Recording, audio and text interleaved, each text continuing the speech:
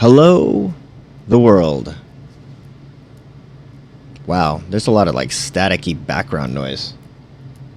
Oh, I know why. Hello, the world. That should be a little bit better. How is everybody doing today? Squirrels here. Happy Monday. Happy November as well. Hopefully, y'all had a good October and a good weekend and a good Halloween and all that jazz. Um, I had a good weekend. Weekend wasn't bad. We had a couple plans that fell through on Saturday, which was a bummer, but it is what it is. Had a good Friday night though, doing some trunk or treating with the kids, and they got all dressed up. I got dressed up in my Spider-Man suit again, which was always fun. I fully intend on using that Spider-Man suit numerous times until I can no longer wear it. Whether that's because I can't fit it anymore or I've ruined it. Hopefully it's neither, but hey, you never know. But yeah, hopefully you guys had a good weekend, good Halloween, and all that jazz. We to this morning is our monthly nerd news stream, our monthly nerdy news stream, where if you guys are unfamiliar, this will be the third installment in it, the third time I've done it, where the first Monday of every month, at least that's the plan. It didn't work out last month that way, but the first Monday of every month in general, my stream will not be focused on me playing a game, but we'll be talking about games, talking about comic books, talking about movies, TV shows, technology, I don't know, anything and everything that I happened to come across that I deemed some of my favorite stories, my favorite news stories for the previous month.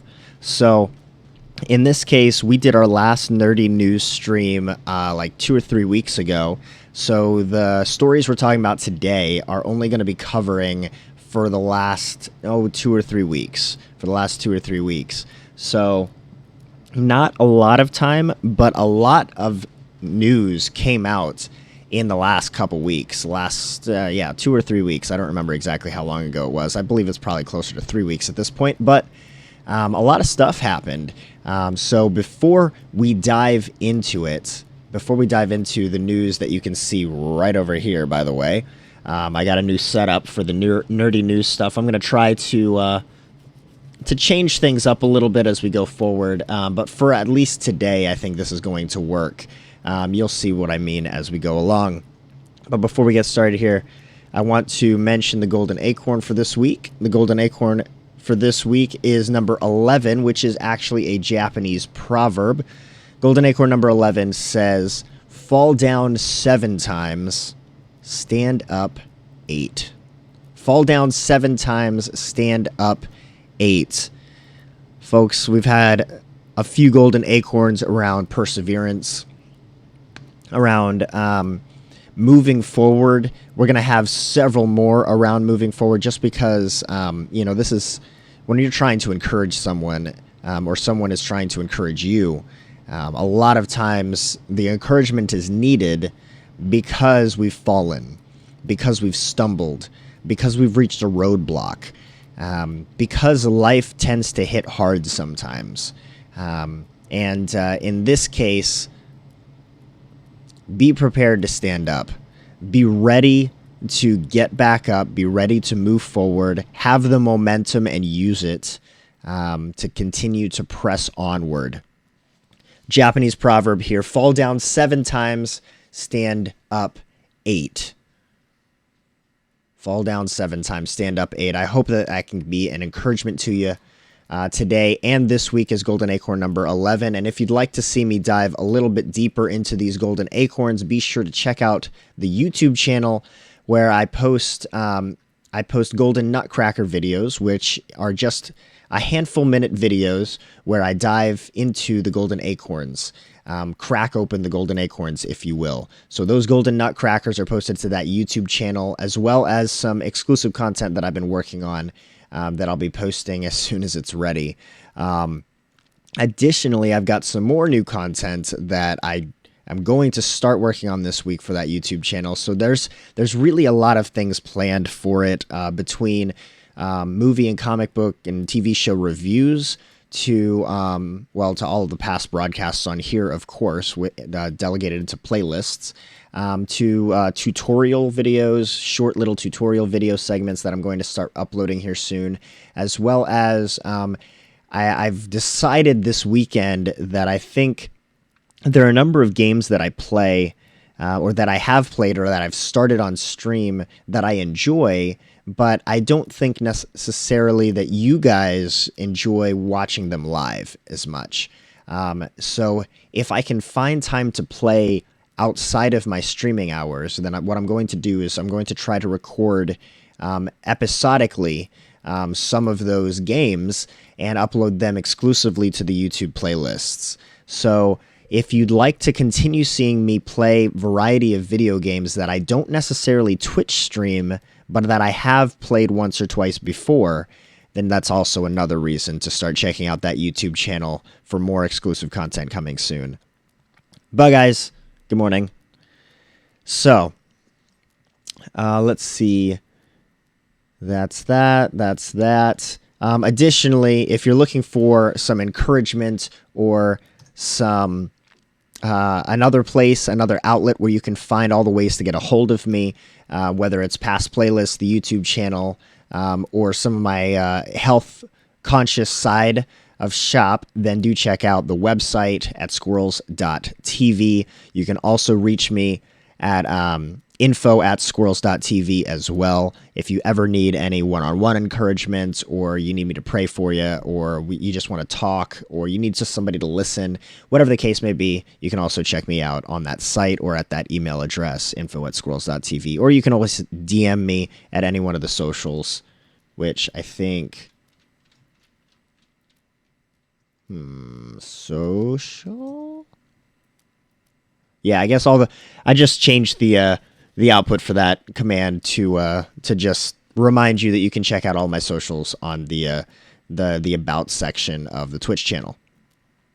Morning. So with that, let's start diving into some of this news. Let me take a sip of my water real quick. I should have gotten some coffee this morning, man. I really should start just using the stinking Keurig for my in-laws just so that it's quiet in the mornings. All right. So, again, at any given point, if you got some news for us, any kind of nerd news. So, again, the nerd stories, the news stories that I'm talking about today and on these nerdy news streams is not going to be religious based. It is not going to be political based, generally speaking. Now, from time to time, I might break that rule. If I break that rule, that's my prerogative. It's my stream. But generally speaking, we're going to keep it away from those types of things and try to keep the stories revolving around nerd news. Does it seem like my camera is dark today? I feel like my camera is dark today. Let me see if I can brighten things up a bit here. Bear with me for a sec, y'all. Let's see. Camera control. Maybe not. I don't know. No, yeah, the gain is kind of low. That's a little bit better. Oh, that's much better. Oh, man, that's better. Okay. That's a little happier. All right, y'all. Okay, so the first piece of news here, you can again see all of the nerd news that we're going to touch on the left, or on the right hand side of your screen. If you look through that list, if you look through that list and there's not the news story that you wanted to talk about, then be sure to bring it up, y'all. Be sure to bring up your favorite news stories of October 2020 if you don't see them in that list. Now, if you do see them in that list and you have thoughts, then by all means, I want to hear your thoughts. But let's try to be civil here and try to keep it to that part of the agenda. Now, that said, the agenda on the right-hand side is based solely 100% on the order in which I received that news story throughout the last few weeks. So if you're wondering, like, hey, I heard about that piece of news like last month, or that news story came out before this news story. Okay, that's fine. We're talking about all of the news stories that I happen to come across in the month of October, my favorite ones, in the order in which I received them. Okay, so first one up. Poke Princess sued by Nintendo. I don't know if you guys saw this or not. I think it was on like Dexterdo or whatever that website is for a bunch of local or a bunch of Twitch streamers, big and small. So Poke Princess is a Twitch streamer that loves Nintendo, apparently. I don't follow Poke Princess, but I saw this article and thought it was interesting and obviously pertinent to, Twitch in general. Apparently, Poke Princess loves Nintendo, streams a lot of Nintendo games, but is in fact getting sued by Nintendo. I believe the story and the lawsuit, actually, it's really quiet, y'all. Let me hit play here. That's better.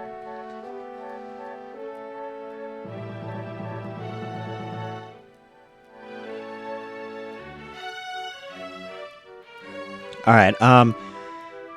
Apparently, the lawsuit revolves around her Poke Princess's merch that she sells, and Nintendo is suing against it. So let me pull up the story. I actually got the story from Nintendo Life. Oh, hang on. It opened up in the wrong browser.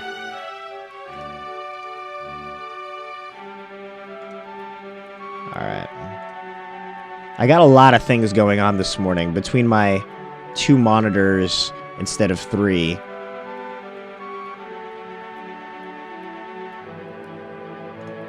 Alright. So this is Poke Princess that you can see in the bottom right of your screen right now.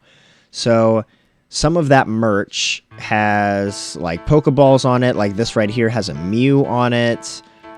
I mean, for decently obvious reasons, you can tell why Nintendo might have wanted to sue, right? So there is a lawsuit in place, apparently. I don't know what the end results are. Poke Princess has 1.9 million followers on TikTok and more than 50,000 followers on Twitch. She's been selling merchandise based around her branding and also trademarked her username. Her name and merchandise are both inspired by the Pokemon franchise, with items including imagery of things like Pokeballs.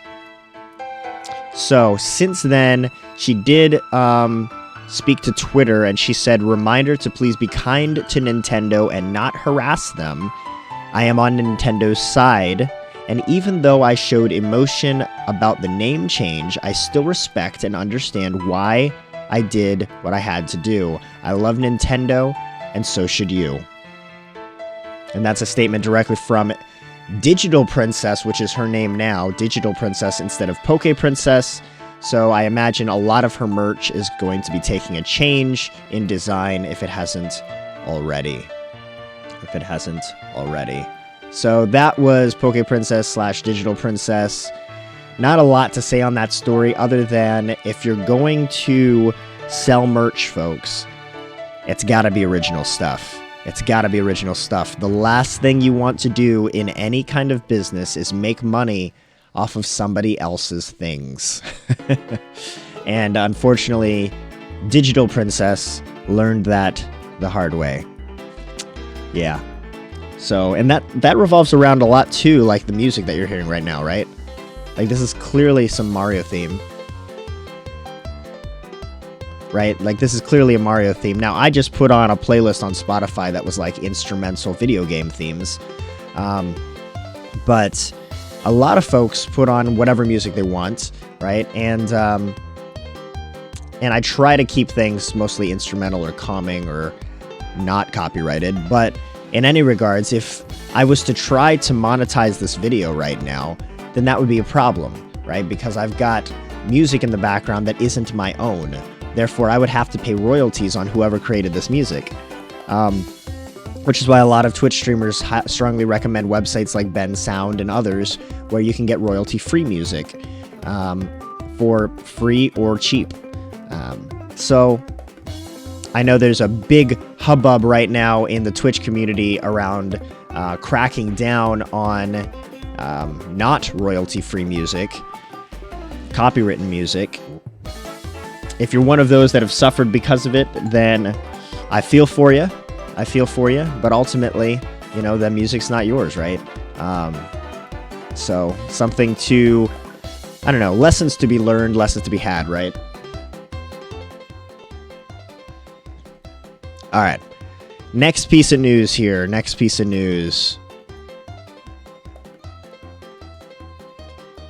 Bear with me. Henry Cavill in a Superman TV show. So, this piece of news I got from giantfreakinrobot.com. Henry Cavill pushing to star in a Superman TV series. Interesting. So this would, of course, need to be the same Superman that Henry Cavill played in Man of Steel, Batman vs. Superman, Justice League, right? And even the same Superman alluded to or suggested or implied in Shazam at the end, right? In the end credits. So, next month marks 3 years since we've last seen Henry Cavill as Clark Kent Superman in 2017's Justice League. Yet, according to a new rumor, it seems as though Henry Cavill would like to once again play Superman. Dang it.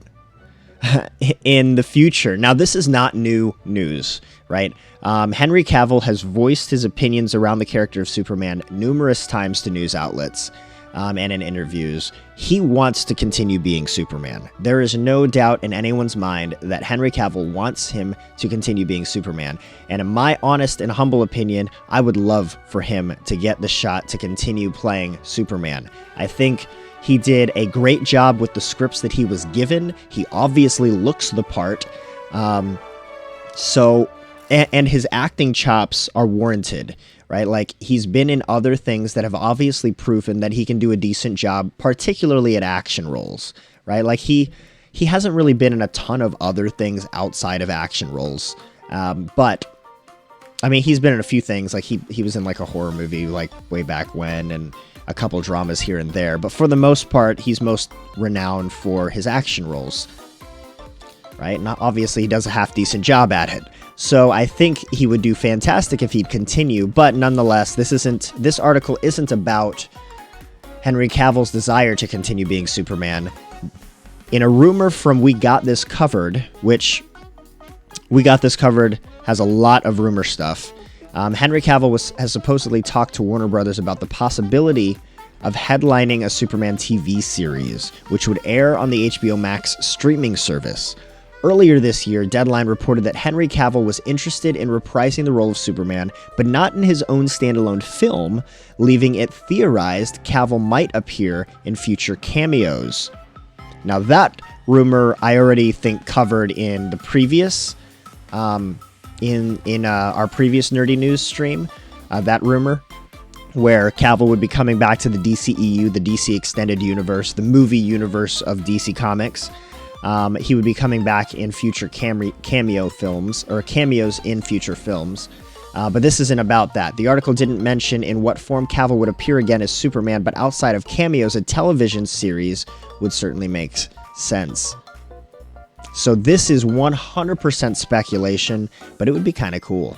And as we'll see in a later rumor story that we'll be talking about today, there are other rumors around DCEU crossover television series on HBO Max as well. So I would be interested in this. I don't know if you guys would be. I think it would be certainly worth a shot, right? I hope that HBO Max doesn't die, because like DC Universe, as we talked about on last month's stream, DC Universe is now dead. First and foremost, we need a place to find all of those DC comics again, because that's a big bummer. But secondly, a lot of those original shows or movies on DC Universe, I don't think there were any original movies, but DC original shows on the DC Universe streaming service, a lot of those are going to find their way either onto the CW network television channel or onto HBO Max. I don't know how I feel about them going to network television, because on HBO Max they can remain unfiltered. I don't say that because, I really like swearing in my TV shows, but there's something to be said about limitations that directors and writers need to be put through in order to make their stuff on network television. And I would rather see a full vision of a director or a writer or producer uninhibited by those restraints. So I would rather those things go to HBO Max. Dezar, good morning, sir. How you doing today? How you doing? Happy November. Happy Monday. How was your weekend? You do anything exciting? Anything for Halloween? Did you dress up? Go to any parties? I just asked you like 50 questions. So yeah, that's kind of my 2 cents on whether or not Henry Cavill should or could or would, or I don't know, have his own HBO Max television series. I would be interested. I'm a big fan of Superman to begin with, and hate me if you want, but I was a fan of Henry Cavill's Superman as well. I understand the vision that was being shot after for Man of Steel, BVS, and Justice League, but I also understand that no, he certainly wasn't the big blue Boy Scout that a lot of folks were expecting from like Brandon Routh Superman, or from obviously Christopher Reeve Superman. So yeah, nothing. Pretty quiet here. Gotcha. Are you I assume you're at work right now, right? I'm gonna take a sip of my water.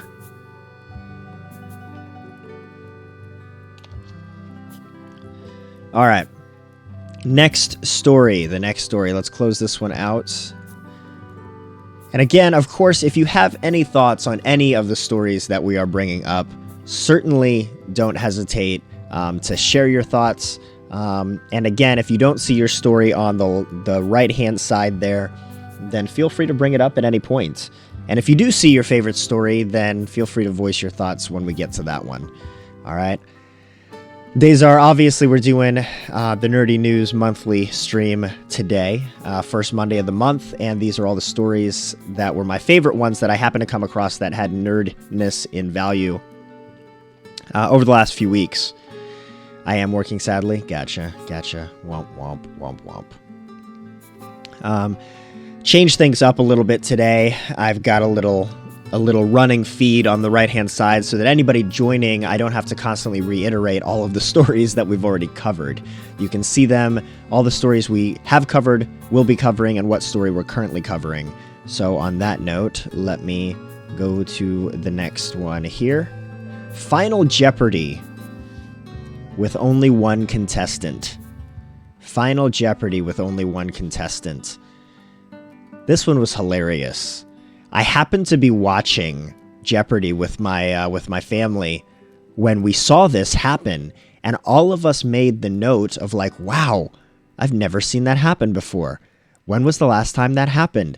Well, what's funny is the next morning my Google Now feed popped up with a story about this exact thing, and Alex Trebek was, the person that hosts Jeopardy.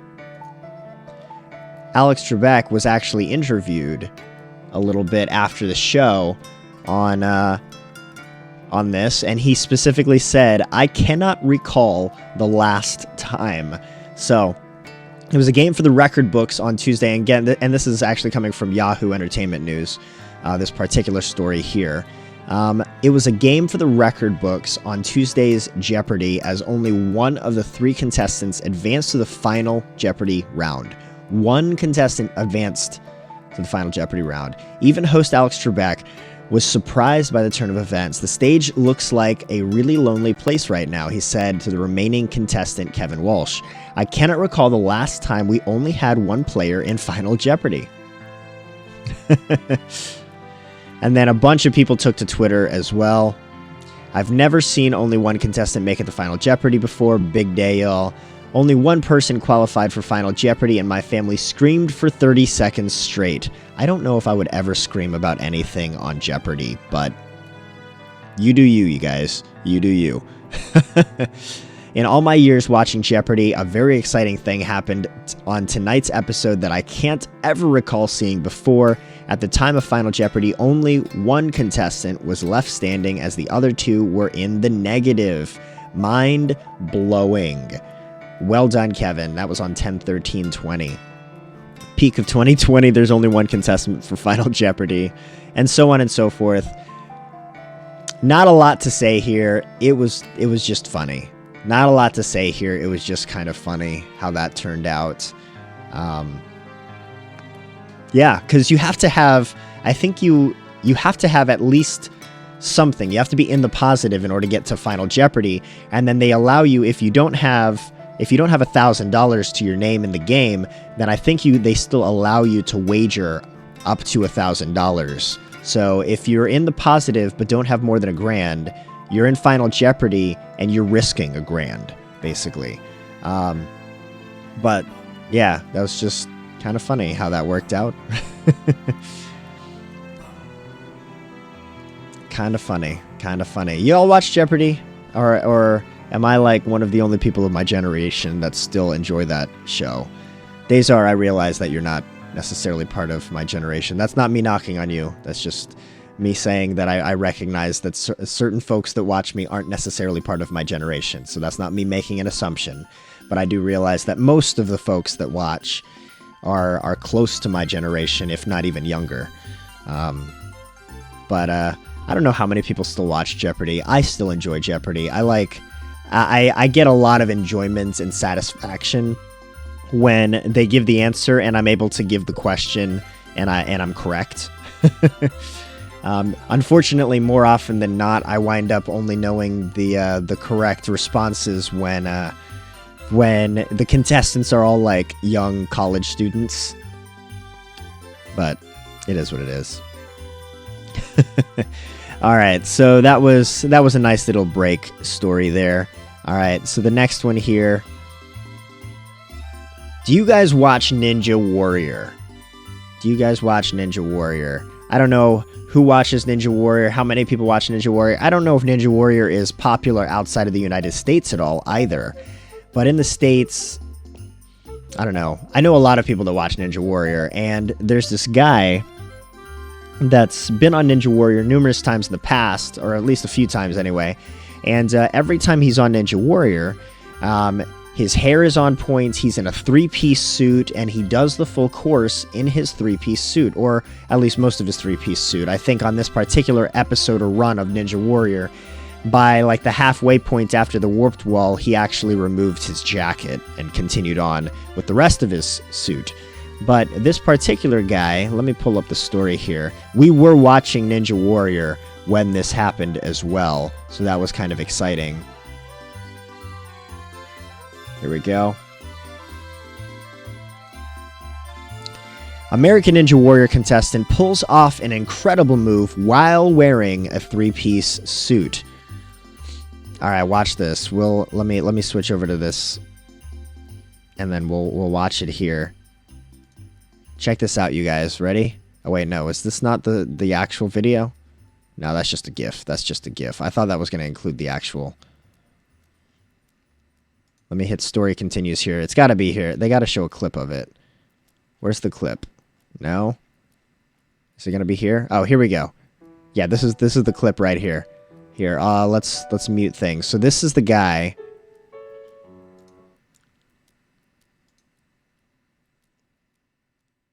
Monday, Donovan Matoyer, also known as the Classy Ninja, Classy because of the Ninja. fact that he always runs the course in a 3-piece suit, was looking fly as he flew through the obstacles. To be able to do this in a suit is an obstacle in itself. Nice. Look at that. Nimble footwork. He's got some stretch in them things. And the glasses too, Akbar. 33 years old. Looks like he just left the prom. Donovan was the first to clear the new corkscrew obstacle. In fact, he made it look easy. However, it was the surprise trick he had up his suit sleeve that had everyone going wild for him. Look at this. Y'all see that? I think they're going to show it again. He goes up the warped wall and did a 360 on the way up.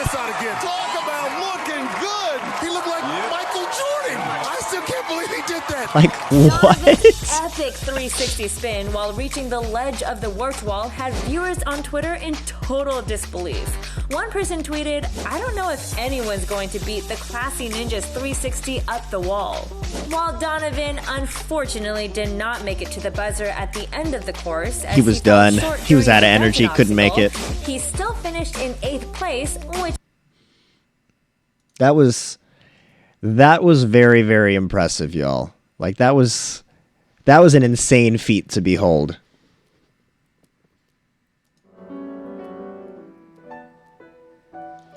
And that was super cool to watch, like, as it aired.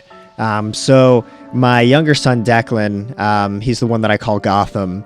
He absolutely loves Ninja Warrior. Loves Ninja Warrior. So when there's a new episode that comes on, like, we have to wait. We can't watch Ninja Warrior without him. And then if he has to go to bed because we're watching it too late at night, we have to pause it, let him go to bed before we can go back and continue watching it. But we have to remember where he left. Excuse me. Wow, excuse me. We have to remember where he left off so that he can continue watching it the next day. So, needless to say, we were watching this episode of American Ninja Warrior pretty much either when it aired or right after it aired, like the next day. But that was really cool to watch the classy ninja pull that off in a 3-piece suit, a 360 up the warped wall. There's a trampoline park, like an hour away from where I live. I don't even know if it's an hour away. It might be closer to like 40 minutes, but it's not too far. It's between a half hour and 40 or a half hour and an hour. But at this trampoline park, they have a couple different sizes of warped wall where you can hop in a line of people and you can try your luck at the warped wall, or I guess not luck in this case. It does boil down to skill and height and genetics to some extent. But I haven't actually tried it yet. I haven't actually tried the warped walls there yet, but I am very interested in trying them. Unfortunately, now that trampoline park, I believe, has been closed due to the pandemic as of late. I gotta double check. Don't quote me on that, but I'm pretty sure it's been closed. I don't see how a trampoline park can stay open and still abide by social distancing laws right now, or rules right now, or guidelines. But I would love to try warped wall. More so than a warped wall, though, I want to try a salmon ladder. Like, I gotta find a gym somewhere, probably some CrossFit gym. I'm sure I have a friend or two that attends a CrossFit gym somewhere that has a salmon ladder, but I want to try a salmon ladder like wicked bad. I feel like I could do it. I know it's mostly technique anyway, but still, like, you have to be able to do multiple pull-ups in a row, right? Which I can do. So, yeah, I would love to try a salmon ladder. But that's the news that I got on Ninja Warrior there. So, moving right along here.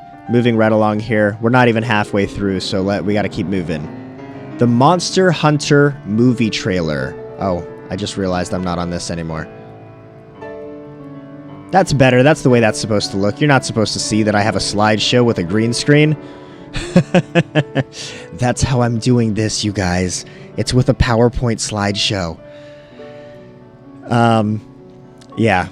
So the this right here is being shared by my main screen having a PowerPoint slideshow, and then the Google Chrome tab is being shared as well. But anyway, Monster Hunter movie trailer. So this movie trailer came out. Last week, I think it was, maybe the week before. And when it came out, I was so enthralled by this. Like, I was I got super excited for it. I'll be honest with you guys. I got super excited for it. That they were making a Monster Hunter movie. And I did know that they were making a Monster Hunter movie. I had heard the news, I don't know, earlier this year maybe, I think is when I first heard that they were in fact developing a Monster Hunter movie, live action movie. But I never got big into Monster Hunter. I've watched other people play it. It kind of reminds me of like a JRPG meets like Dark Souls, because like the combat is very tricky, right? Like, I guess it's not like super tricky. It's nowhere near as tricky as Dark Souls, but and this is not from personal experience. This is from me watching other people engage. But from what I can tell, Monster Hunter is this RPG-esque game series where you create a character and you get gear, and you basically complete hunts as quests where you need to kill monsters. You need to slay monsters, and you slay monsters for bounties, and you get money, and you get more stuff to go slay bigger and better and stronger monsters to get better stuff to slay better monsters, and that's the gameplay loop.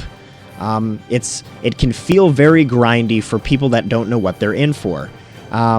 And that was the number one thing that stopped me from playing those games. But from what I've been told, Monster Hunter World is incredibly fun for people that have never even liked the Monster Hunter saga to this day. So now I'm very intrigued, and I kind of want to try it right now since it is on sale. I think I found it somewhere. I think it was on Steam for like $20 or less. So now I want to try this game. But not just because I'm interested in the game, but because I'm interested in the movie. Now, does the movie look gimmicky? Well, I'll let you guys decide. If you haven't seen the movie trailer yet, we're about to watch it.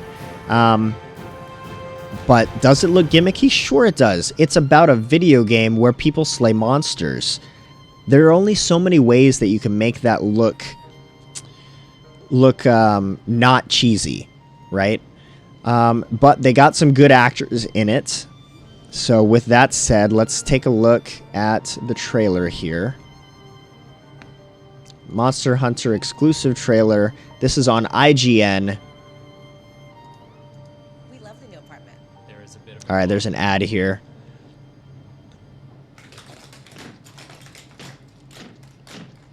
At least Geico makes it easy to bundle our renters and car insurance. All right. So here is the movie trailer put out by IGN.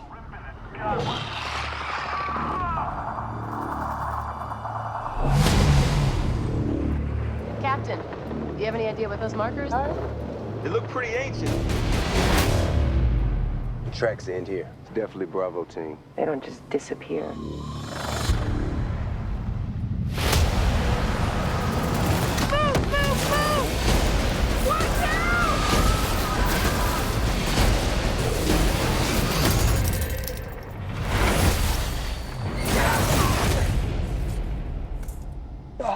Where the hell are we?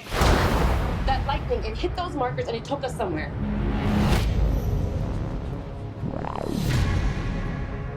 Guys! So what? Are we like Guardians of the Galaxy now? On our six! Diablos.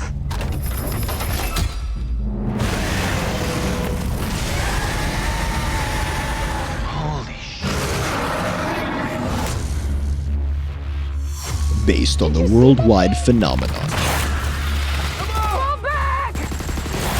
This is officially above my pay grade. I don't care what those creatures are. We destroy them and close the gateway. The bigger they Getting are, us all home. the harder to kill.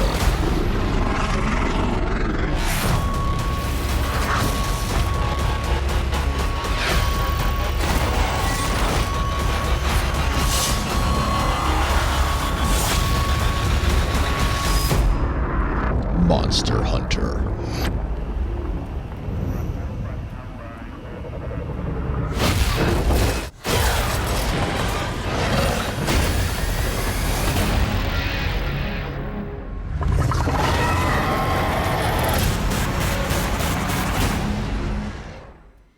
Interesting, huh? We love the new. Interesting indeed. So, Monster Hunter. That's, yeah.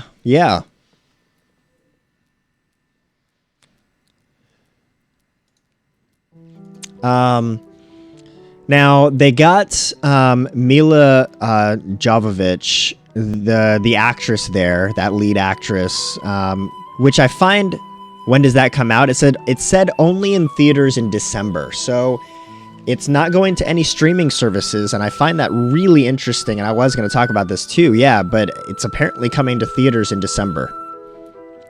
It's apparently going to try to make money by launching in actual theaters. It might be the only movie to launch in theaters in December. Now, I don't know if there's any other movies coming in December or not. I'm not paying that close attention, but not a lot of movies have come out this year, to theaters anyway.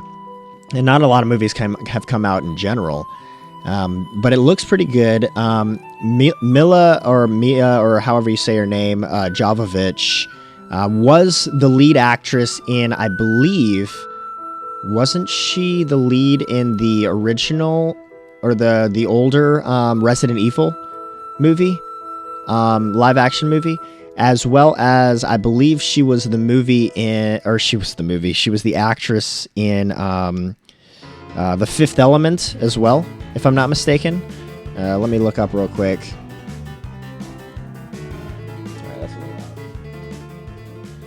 Mila Jovovich. Let's see. What is she known for? Yeah, the Resident Evil movie. That's what I thought. The Resident Evil franchise, which the reason I bring that up is I just found it kind of ironic, right? Because this year we just got casting announcements for the new Resident Evil reboot movie that's going to be coming out. That's going to be under development, and as we get that announcement of the casting choices for the new Resident Evil reboot movie, we also get a movie trailer for another video game movie that's coming out this year where Jovovich is starring in. Yes, all of the Resident Evil movies. Yeah, okay. Yeah, I see him now. Yep. I didn't realize how many Resident Evil movies there were. I gotta be honest. I did not realize that they were coming out all the way to 2016.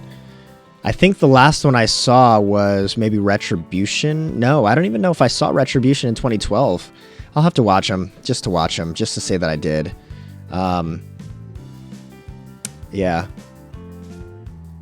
But yeah, so she's apparently the main character, the main actress in Monster Hunter. Reboot of Resident Evil, so sad? No, not sad. They're rebooting Resident Evil because the Resident Evil movies never truly followed the video games that they were based on.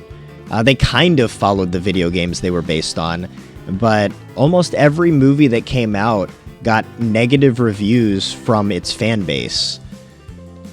And that kind of says something, right? Like, the Resident Evil movies didn't make a lot of money.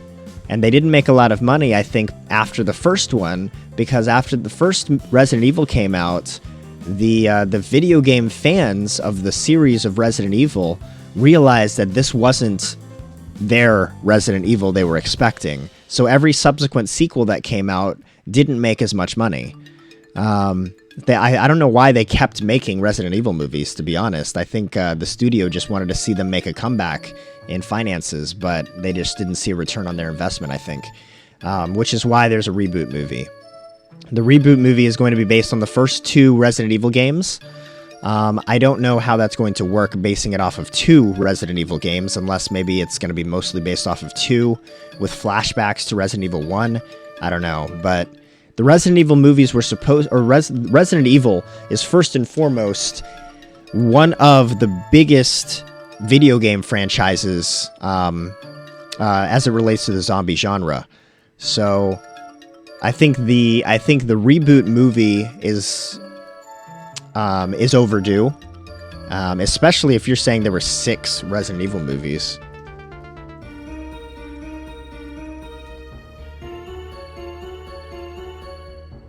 Wow. Wow. Yeah. 6 movies.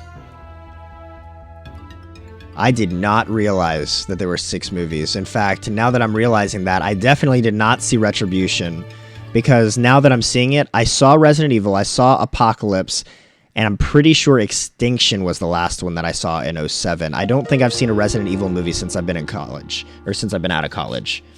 So, yeah. So I've got 3 Resident Evil movies apparently I need to catch up on.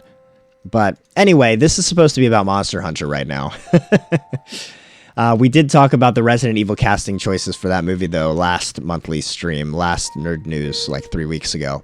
But yeah, Monster Hunter looks decently good. It looks a little campy, but I would expect it to look a little campy, honestly. It comes from the writer and director that did the first Resident Evil movie, which makes sense why he would get Mila Jovovich, and also the first Mortal Kombat movie, which, by the way, is getting a reboot as well. The very first Mortal Kombat movie did get decent reviews. It did get decent reviews. But then Mortal Kombat, what was the second movie called? Annihilation, I think. Mortal Kombat Annihilation got horrid reviews. So they will be rebooting that here soon, I believe, as well. I'm excited for the Mortal Kombat reboot. But Monster Hunter, while campy, looks like they've put a lot of money into it, at least. The special effects look pretty good. The monsters look pretty good, which would obviously be like kind of the most important part about making a Monster Hunter movie. So I'm kind of wanting to try out Monster Hunter one of these days. Might be soon, over the next few weeks on a stream sometime. Maybe try it for a few streams, see how I like it, and kind of play it from there. But I just want to familiarize myself a little bit more with the genre firsthand, rather than just watching people, before I dive into the movie, which apparently is coming out in December.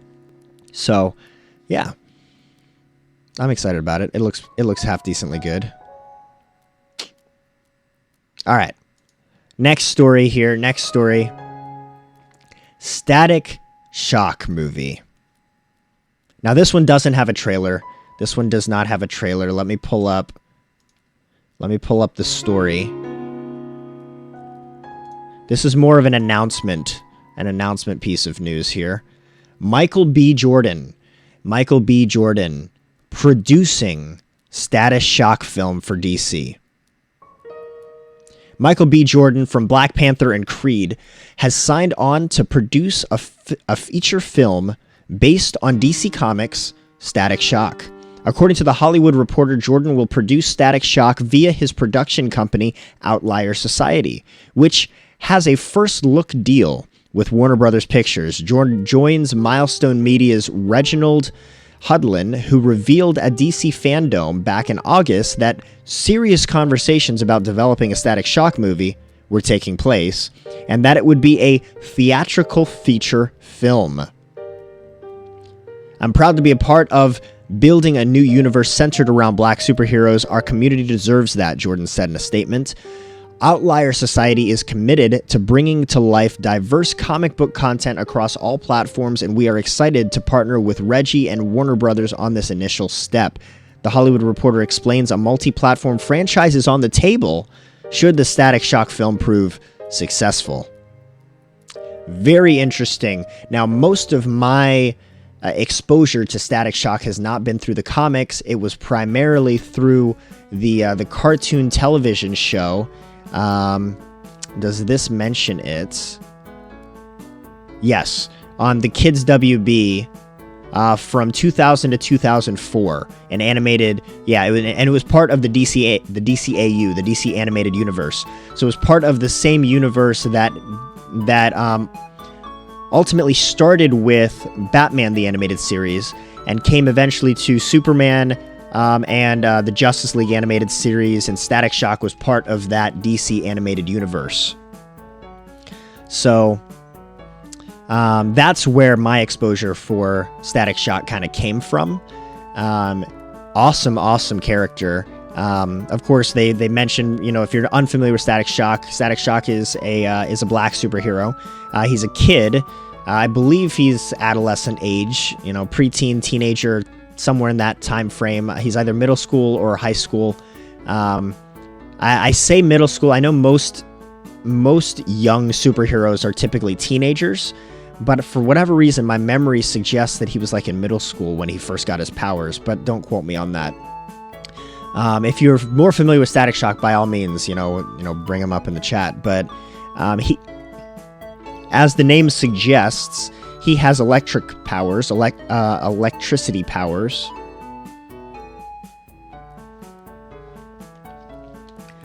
He's most noted for riding around on some kind of circular hovering platform.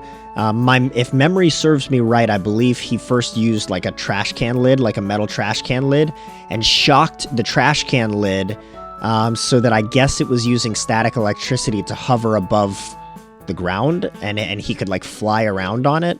I don't know. I wasn't huge into Static Shock, but I did enjoy the occasional episode that aired on the Kids WB. So, Static Shock is apparently getting a movie.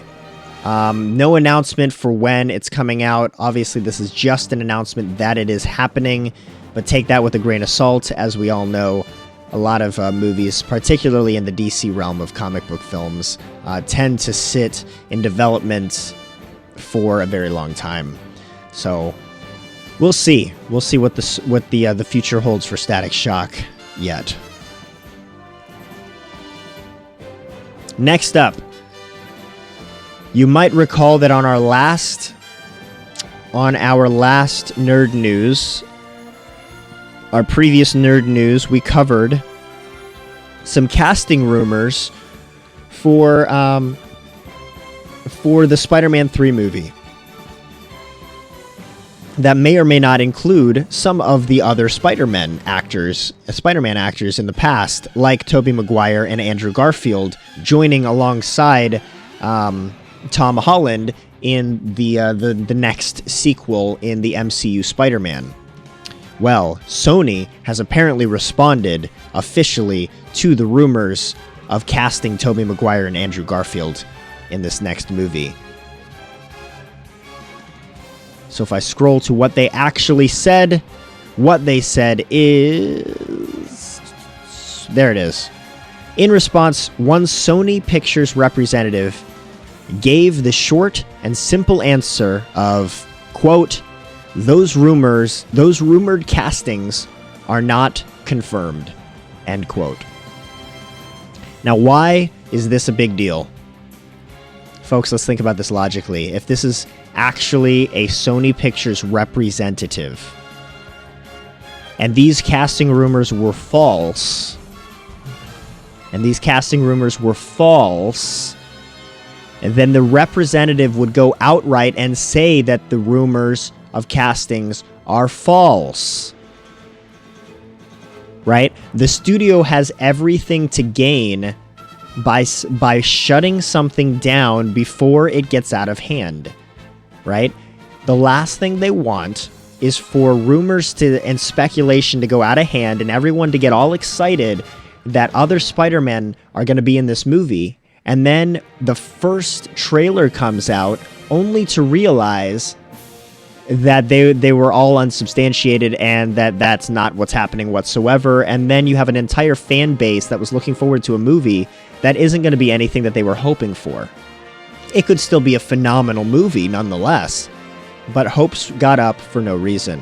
So, why didn't this particular Sony Pictures representative say and shut down that the rumors were false? Why didn't they say that no, that's not happening? Andrew Garfield and Tobey Maguire are not joining the movie.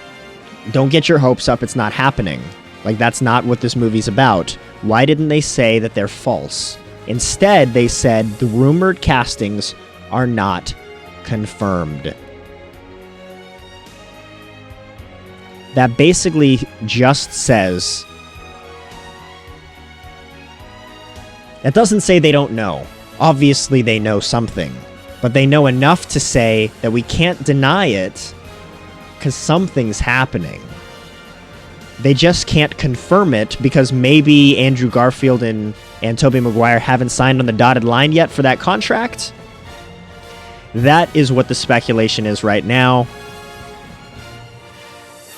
If the rumor of Maguire and Garfield joining the cast were false, it's likely the studio would have just said so instead of baiting outlets or fans by still making their inclusion a possibility.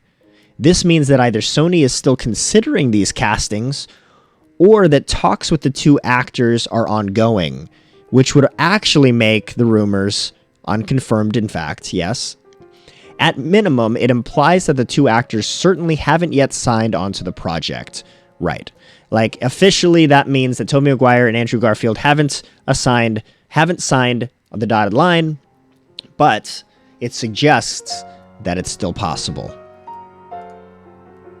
So, for those of you that were looking forward to a Spider-Verse live action, which I certainly am, I'm one of those in that camp, apparently it is still in fact a possibility outside of just rumor. Yep. Hang on a sec. Okay, yeah. So, that's exciting. That's exciting. Let's look, what's next here.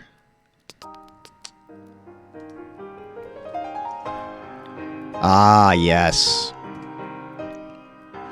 Now, keep in mind that a lot of the stories that I'm bringing to you are just that. They are stories. And stories are news, whether or not they're official or rumors. If a rumor comes out, it's still a story, and a story is still some kind of news. Again, whether or not that news has been confirmed officially or not. And that's what a lot of my stuff is, unfortunately, because, you know, when stuff isn't officially announced, you're left with what sources tell you. And in this particular case, a 6-movie contract is apparently underway or has been signed, again, apparently, according to an outlet, for the next Spider-Man actor. So this comes from Giant Freaking Robot again. 6 Spider-Man movies already planned for the guy who's replacing Tom Holland. Now, I don't know if he's replacing Tom Holland. I wouldn't necessarily say that he's replacing Tom Holland when you hear a little bit more of this story. So, again, from Giant Freaking Robot, Tom Holland has earned his place in the Pantheon. Okay, blah, blah, blah. All right, insider Daniel Richman is reporting that Marvel is currently looking to cast a black actor for a strong supporting role alongside Tom Holland in the upcoming Spider-Man 3. Rickman believes that this role is almost certainly Miles Morales, and that the part comes with options for 5 to 6 additional films. That is usually the standard contract for any lead character in the Marvel Cinematic Universe. This certainly lends credence to the idea that this part could be Miles Morales. Adding fuel to the fire is a report from Charles Murphy of Murphy's Multiverse, who found a now-deleted audition video of a character named Daniel, most likely an alias, who is a big fan of Spider-Man and is watching a news report about his death. It is not clear if that means Tom Holland's Peter Parker is the one who is dying, but that certainly seems to track with the story of Miles Morales that we saw in Spider-Man Into the Spider-Verse. If all that is true, then our speculation is not that Tom Holland will be dying in Spider-Man 3, but it will be one of the other Spider-Men we have heard will be showing up in Spider-Man 3. Could that be why Electro is going to show up in this new movie? Is Andrew Garfield's Peter Parker going to get killed off by Jamie Foxx's electric-powered supervillain? We know that Benedict Cumberbatch has been officially cast for the sequel as well. If we were going to put any money on a Spider-Man dying, it would be that one, or possibly Tobey Maguire. that might be even better assumption, but we doubt Tom Holland is going to get killed off. Okay, so we're talking about a potential Miles Morales Spider-Man, signing on for potentially 5 to 6 films alongside Tom Holland. This is just adding fuel to the fire, as it said, about the idea of a multiverse, about a Spider-Verse, right? Like, could you imagine having Tom Holland, Andrew Garfield, and Tobey Maguire's Spider-Man all in the same film, as well as introducing Miles Morales? Yo, like what if they could bring back, oh, what's her name? The actress that played in Easy A, and she was Gwen Stacy. Shoot, what is her name? That's gonna bother the poop out of me.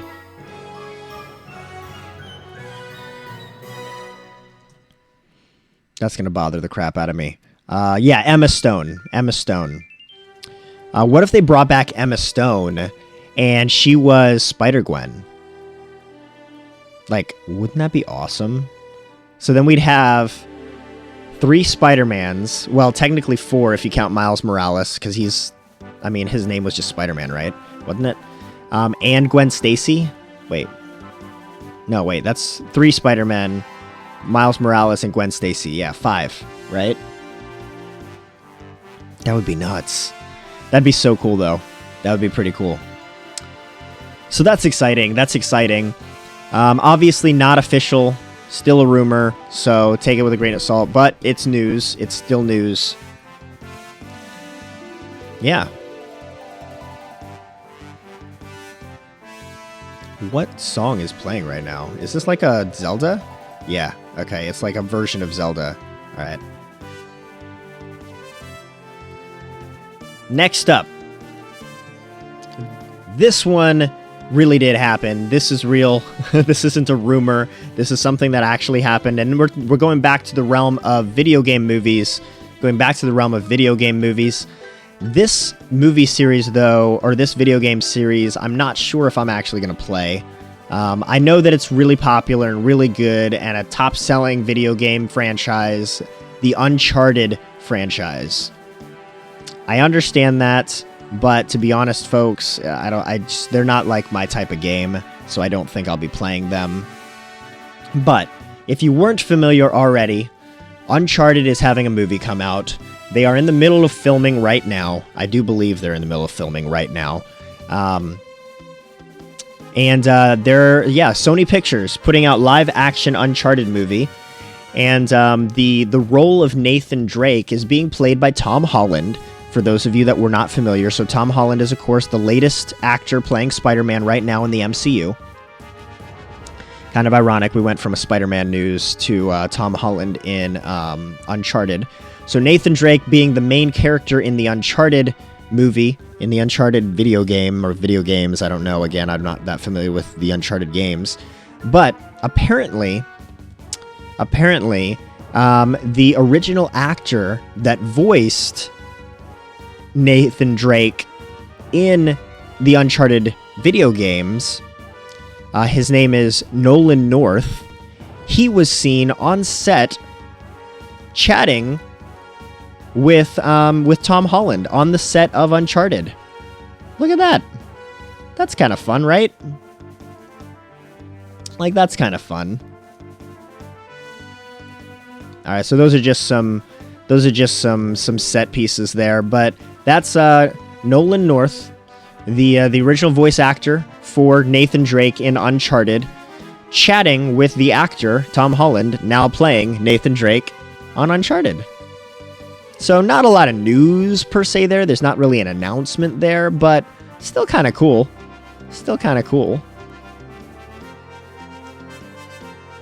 I believe Nolan North, yeah. Like looking into a mirror is what Nolan North said. And then he says, proud to have Tom Holland continuing the Drake legacy, absolutely smashing it. Thanks for the set visit. Isn't that cute? That's so nice. All right. What else do I got here? All right, we're about halfway through the news. We're about halfway through the news that I have for you guys. And it is, what time is it? We've been streaming for what? About a little over an hour, about an hour, hour and 10, hour and 15 minutes. So if we were to go at the same pace, we would go up to about, what, 7 o'clock? That's not bad. That's not bad. It'll be a little bit of an early end to our stream today, but that's typical for these nerdy news streams. I don't want to change what I'm doing on these streams because I like to keep subject matter separated as much as I can with my streams. Today is meant to be a nerdy news stream, so we're going to keep it that way. It also makes it easier for making those playlists on YouTube later as well. So, next up here, CW's new Batwoman just became comic book canon. That's kind of cool. So, for those of you that watch the CW's Arrowverse shows,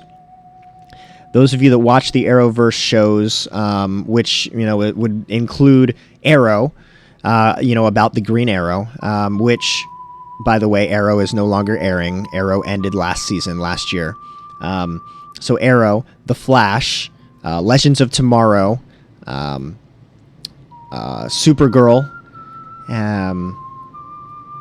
technically Constantine, although it's not, it's like an animated show or was an animated show.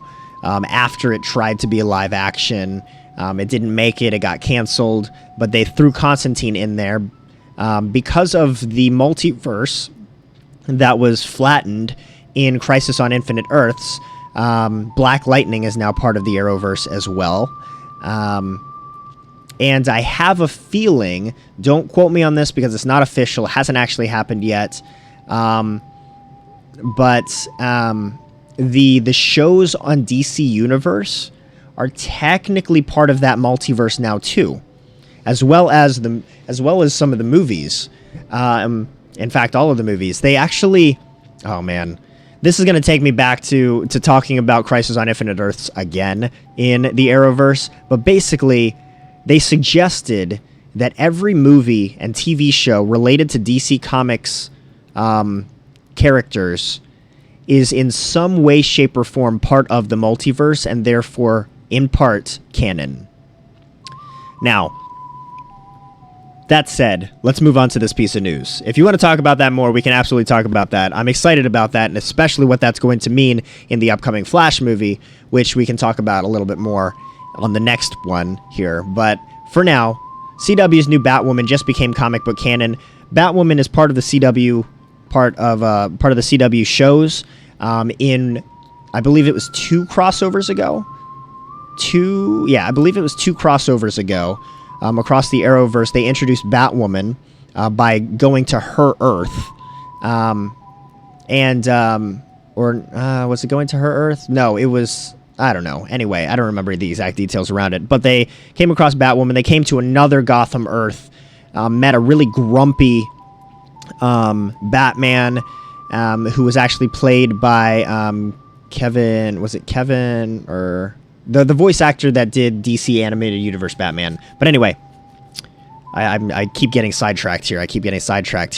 But that was how Batwoman was introduced. Then they came out with their own Batwoman TV show last year.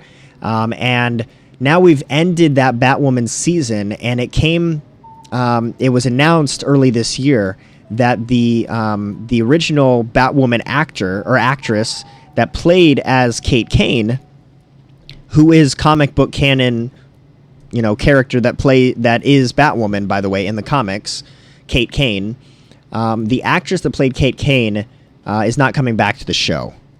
She's leaving the role. So they needed to cast a new Batwoman. And they did. And the woman that they cast, her name is... Hang tight.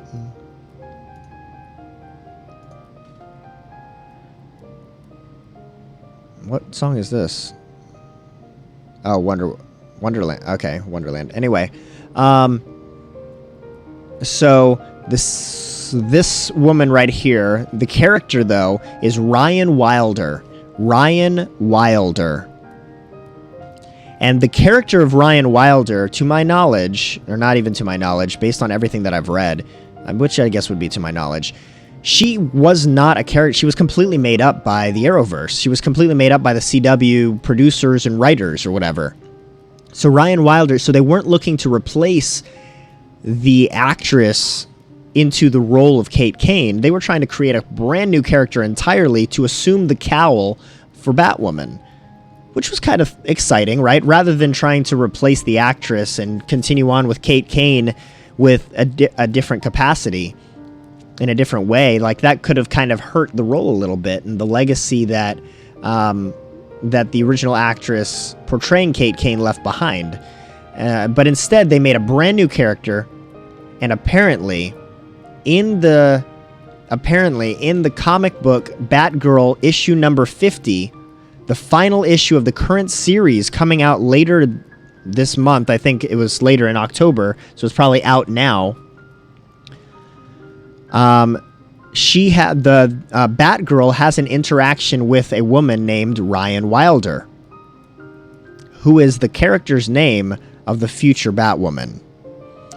So spoiler alerts for this if you haven't seen it and you're trying to pay attention to the Batgirl issues in the comic books. Of course, Batgirl is typically portrayed by Barbara Gordon. So this is Batgirl and Batwoman are two separate characters in the DC universe, by the way, in DC's pantheon of superheroes. Batwoman is primarily portrayed by Kate Kane, and Batgirl is primarily portrayed by Barbara Gordon. Two separate superheroes, okay? But apparently in the Batgirl issue number 50, she meets a black woman here who, if you look up here, right, the woman that they're looking to play Ryan Wilder is this black woman.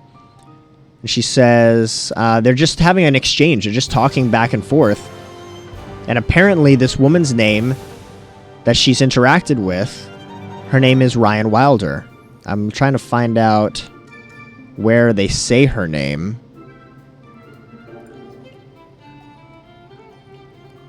I don't see where they say her name, but it's a long enough exchange. Yeah, my name is Barbara Gordon. I'm with Congresswoman Alejandra's office. Take my card. Okay.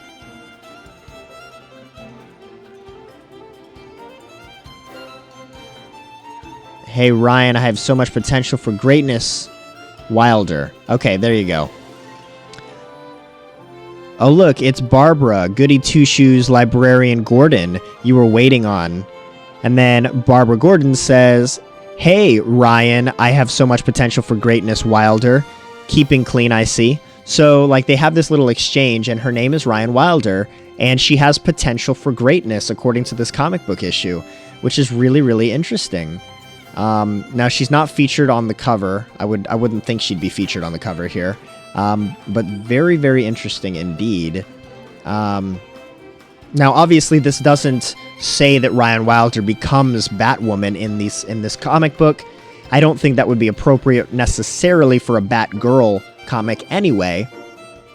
But it would certainly be interesting to see if they use Ryan Wilder going forward, because the CW already is. Or the CW has really started it, so very interesting.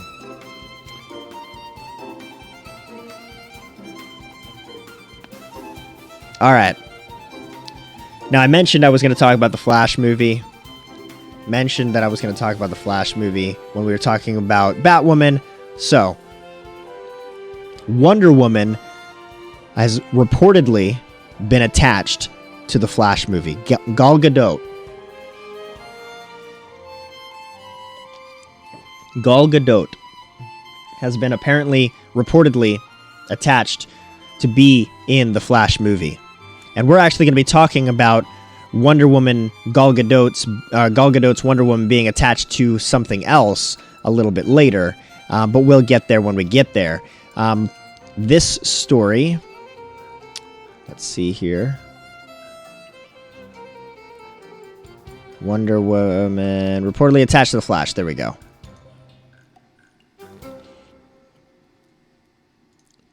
Okay, so Gal Gadot reportedly now attached to The Flash, and this comes from We Got This Covered, which I really like getting rumors from We Got This Covered because more often than not, they tend to be correct. So, but it is still a rumor, of course, it's a report, so take that with a grain of salt or however much salt you like to take things with. The Flash movie has already been delayed multiple times, blah, blah, blah. There's at least 2 Justice Leaguers who will be reunited in the film, and there may be one more. Insider Daniel Richtman. So we heard from Daniel Richtman on previous rumor. I'm trying to remember which rumor that was that we heard him on. I think Daniel Richtman was the one that gave us the 6-movie contract for the next Spider-Man, but I might be wrong about that one. I'm just going off of memory here. But anyway, Insider Daniel Richtman has revealed on his Patreon page that Gal Gadot is now attached to appear as Wonder Woman in The Flash. So this is the Flash movie, mind you, right? We don't actually have a title for this movie yet. We just know that it's going to be based around the Flashpoint storyline, give or take. He doesn't reveal anything about the size or nature of her potential role, but it's exciting news that she'll be part of the production regardless. Fans have long wondered if Diana would show up, considering her significant role in the Flashpoint comic book event, which will be a major influence on the film. Now, okay, all right, never mind. I was going to tell you a little bit about what Wonder Woman's role was in the Flashpoint original comic book event, but this person goes into a little bit of detail here. In the comics Flashpoint universe, Wonder Woman is a much more militant individual going to war with Aquaman and the Atlanteans. The movie sounds to be a pretty loose adaptation of the source material, though, so it's difficult to say how much of this will be lifted to the screen. So again, if you're unfamiliar with the Flashpoint premise, essentially in the Flashpoint comic series, I encourage you, if you're not into reading comic books, you can at least watch the animated movie Flashpoint, which does detail the comic story decently well. Now, of course, there are minor changes here and there, but generally speaking, it does a pretty good job. And that'll give you at least a good idea, of the storyline and the plot of Flashpoint, because a lot of these rumors coming out around the Flash movie are suggesting more and more that that Flashpoint could be adapted pretty well. We've got multiple Batmen that are reportedly being attached to this film, and now we've got Wonder Woman. Now, so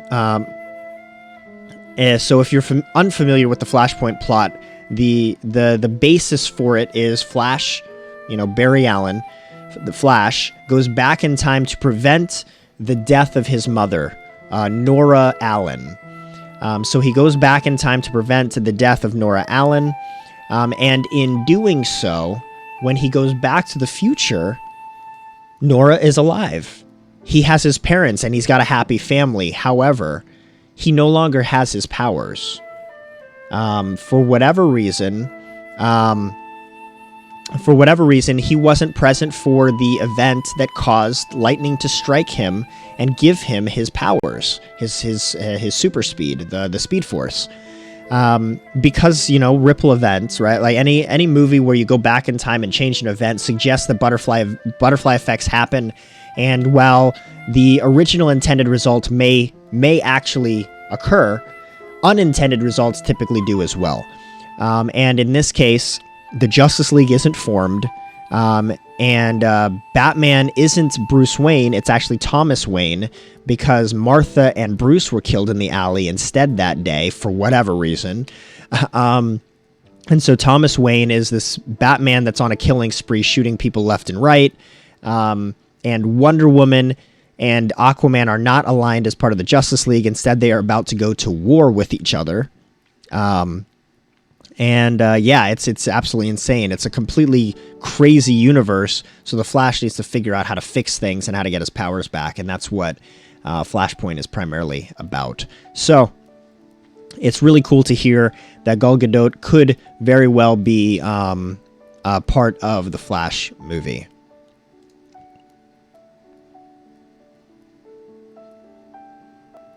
Man, we're struggling here with,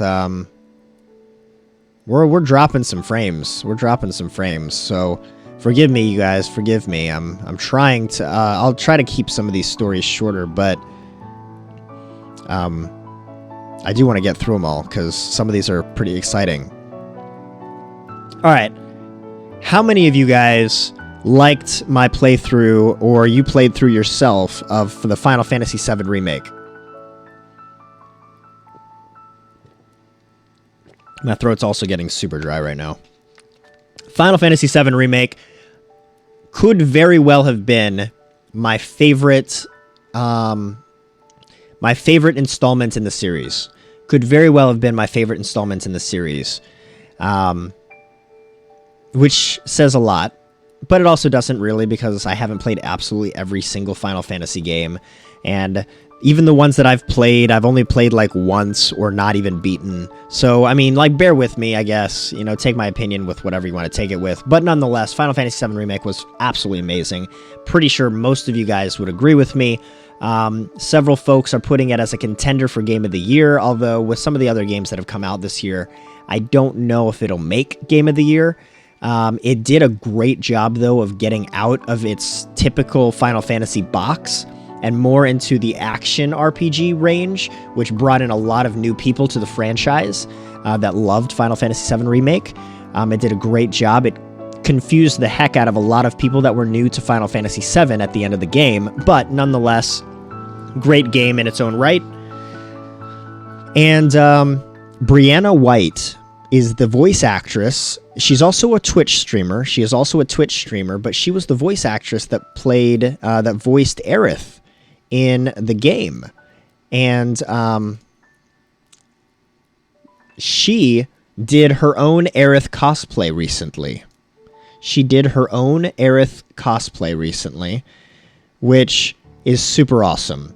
So, this here on the right, you can see her there. Let me switch over to this real quick. So here is Brianna White. She's obviously a blonde and not a brunette like Aerith is, so she had to get a wig for that. But, and you can obviously see the volume of Aerith's hair, right? So she had to get a wig for that brunette and that volume. But there's Aerith. There's Brianna White. And here are the cosplay images. Brianna White as Aerith, who voice acted Aerith.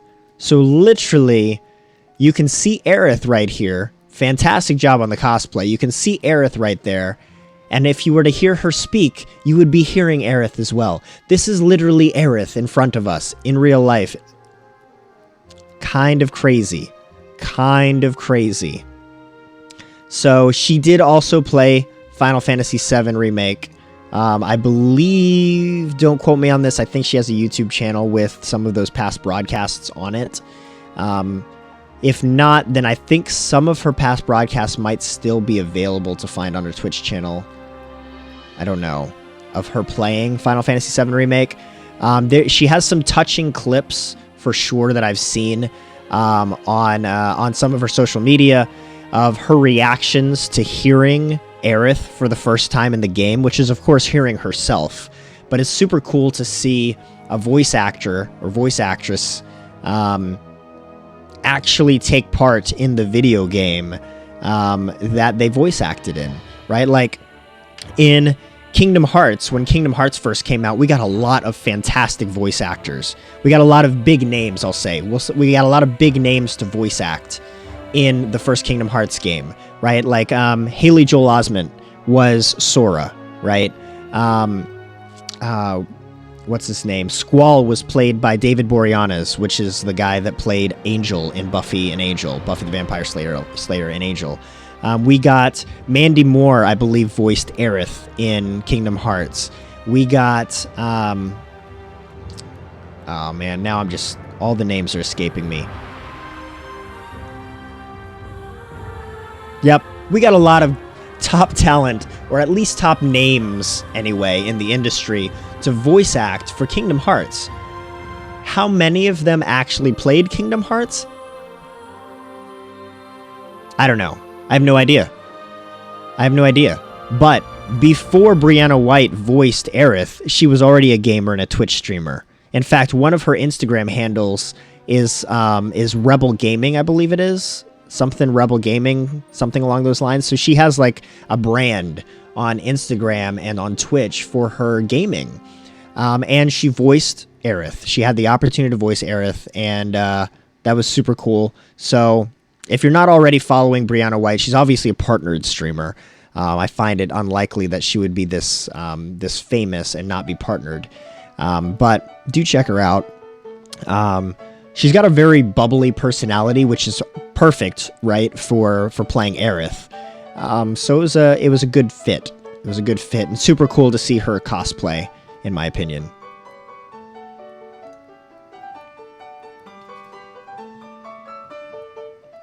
All right. CW's new Batwoman. We were talking about how the new Batwoman just became, or at least the character that portrays Batwoman just became canon in the comic books. And now we've got another piece of news here where Batwoman, we have our first images of Batwoman in costume, of the new Batwoman in costume.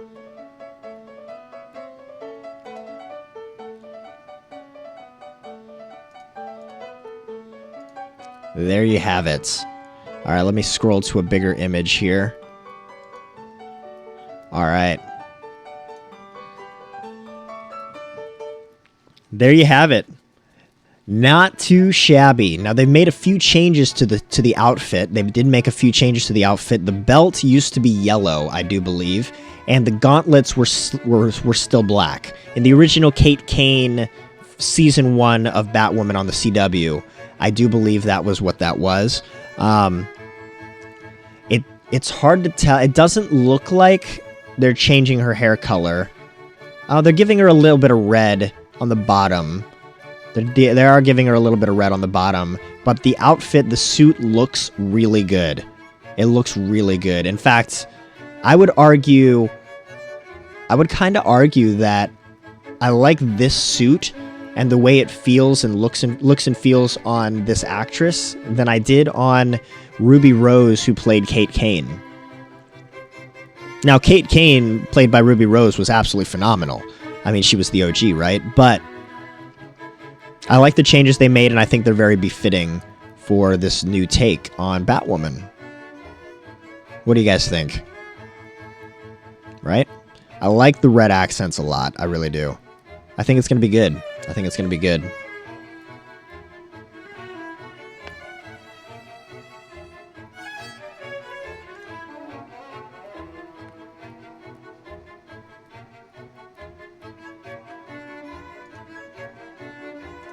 All right.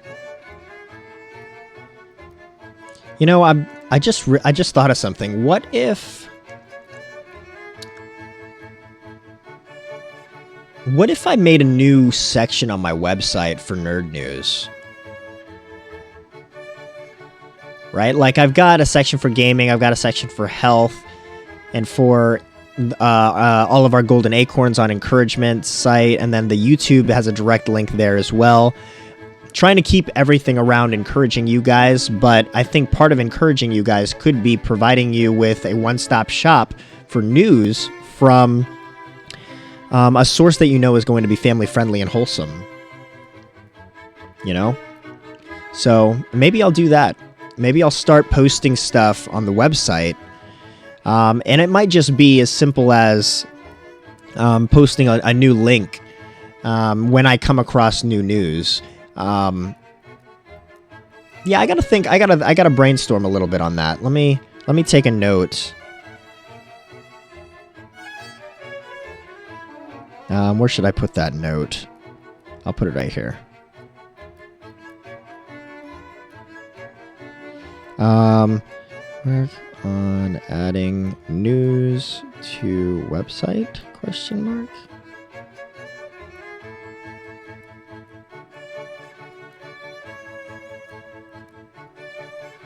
Hang on, sorry. Give me a second, folks. I've got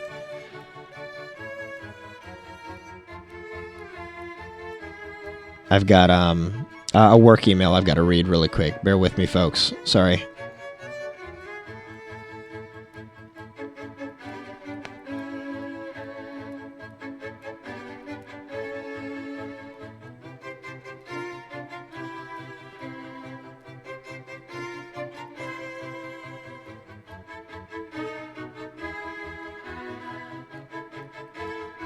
Hang on.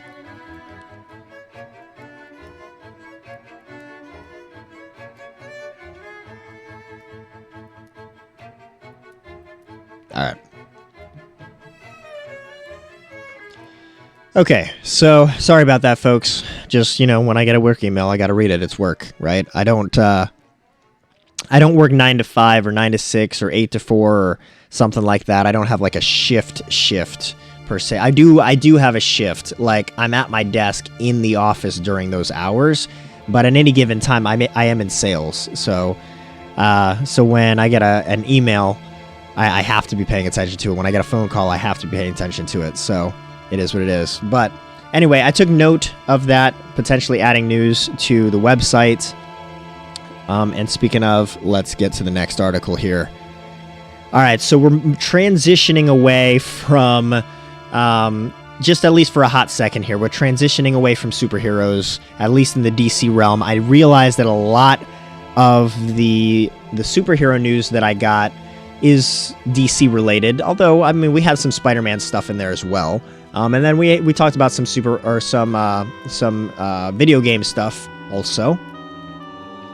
But I want to just kind of divert our attention for a hot second here to something in the realm of astronomy and space and our solar system. There's an asteroid dubbed or named 16 Psyche that is apparently worth $10 quadrillion. Otherwise thought of to be 10,000 times. Wait, is it 10 quadrillion or 10,000 quadrillion? I think it's 10,000 quadrillion, and I actually wrote it down wrong. I think it's 10,000 quadrillion. Hang on, let's find the article. Where is it? There it is.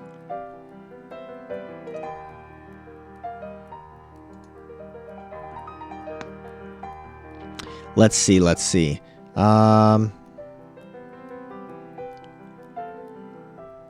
10,000 quadrillion dollars, or 10,000 times the global economy of 2019. That's crazy. So let me start at the beginning here. This is from theobserver.com. NASA's Hubble Space Telescope has discovered a rare, heavy, and immensely valuable asteroid called 16 Psyche in the solar system's main asteroid belt between Mars and Jupiter. Asteroid Psyche is located at roughly 230 million miles from Earth and measures 140 miles across, about the size of West Virginia. What makes it special is that, unlike most asteroids that are either rocky or icy, Psyche is made almost entirely of metals, just like the core of Earth, according to a study published in the Planetary Science Journal on Monday. We've seen meteorites that are mostly metal, but Psyche could be unique in that it might be an asteroid that is totally made of iron and nickel, said Tracy Becker, one of the study's authors and a planetary scientist at the Southwest Research Institute at San Antonio, Texas. Given the asteroid's size, its metal content could be worth 10,000 quadrillion dollars, which would be about 10,000 times the global economy of 2019. Wow. All right, I'll skip a little bit of this right here. Well, I guess not. Using ultraviolet spectrum data collected by the Space Telescope's imaging spectrograph on the Hubble Space Telescope during 2 observations in 2017, researchers deduced that Psyche's surface could be mostly pure iron. However, they recognized that the presence of an iron composition of as small as 10% could dominate ultraviolet observations. Psyche is the target of the NASA Discovery mission Psyche, expected to launch in 2022 atop a SpaceX Falcon Heavy rocket. So in 2022, they're planning on sending a mission out to Psyche. However, it's going to take a little while to get there, and it's not going to be a manned mission, I don't think. They don't say it's a manned mission, which usually if they don't say it's a manned mission, that means it's It couldn't be a manned mission. There's no way, because they wouldn't have a way to get back to Earth. Further facts about the asteroid, including its exact metal content, will hopefully be uncovered when an orbiting probe arrives in early 2026. So it's going to take 4 years to get there. It launches in 2022, take 4 years to get there, and then that's when we're going to start getting information from the probe we're sending out to it. 16 Psyche is the only known object of its kind in the solar system, and this is the only way humans will ever visit a core. We learn about inner space by visiting outer space. Yeah. Kind of crazy, right? Like, could you imagine if we could get a probe out there that could harvest some of that core, some of that asteroid, and then somehow make it back to Earth? I'm really surprised that we haven't designed a probe yet that can go out and come back. I'm very surprised that we haven't yet. With as many people that are good with advanced physics, astrophysics, and calculus, like, yeah, I get that there's a delay in communications back and forth to a probe that's way out on the outer reaches of our solar system, but if we can calculate the exact trajectory, speed, velocity, whatever, of an incoming vessel to the Earth to land in a very specific location,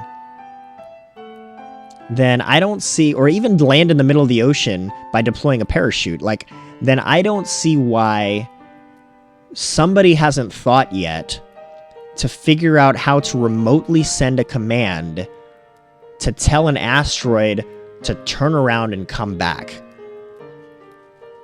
And before you say, oh, they run out of fuel, they don't have to.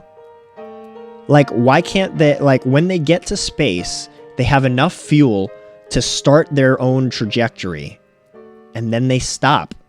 It's space. There's no atmosphere in space. There's nothing there to slow them down. So it's not like they have to constantly propel themselves faster and faster and faster out towards that asteroid. No, they propel themselves at the velocity needed to make it there in X amount of time.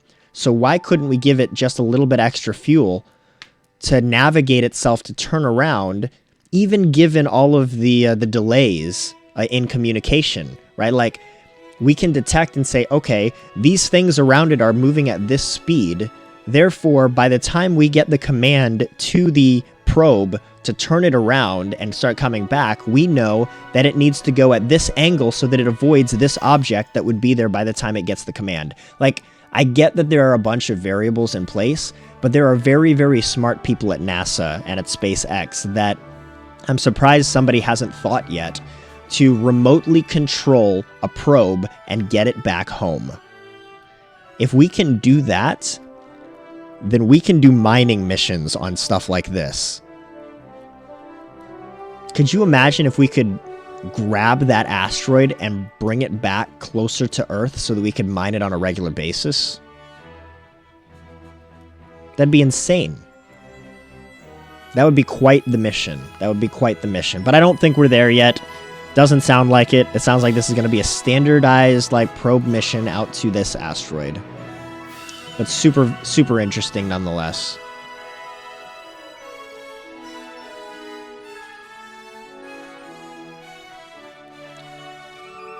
What speech is this? Braxton Burks? Oak's opening speech. Oh, Professor Oak from Pokemon, his opening speech. Plus, they should be able to program it to use a planet rotation to propel it home. Right.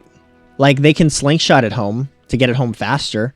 Or they don't have to, right? Like, if we know that we can get it to the asteroid in 4 years, then we just plan for a decade mission, right? Like, we just plan for it to get there in 4 years and get back in 4 years.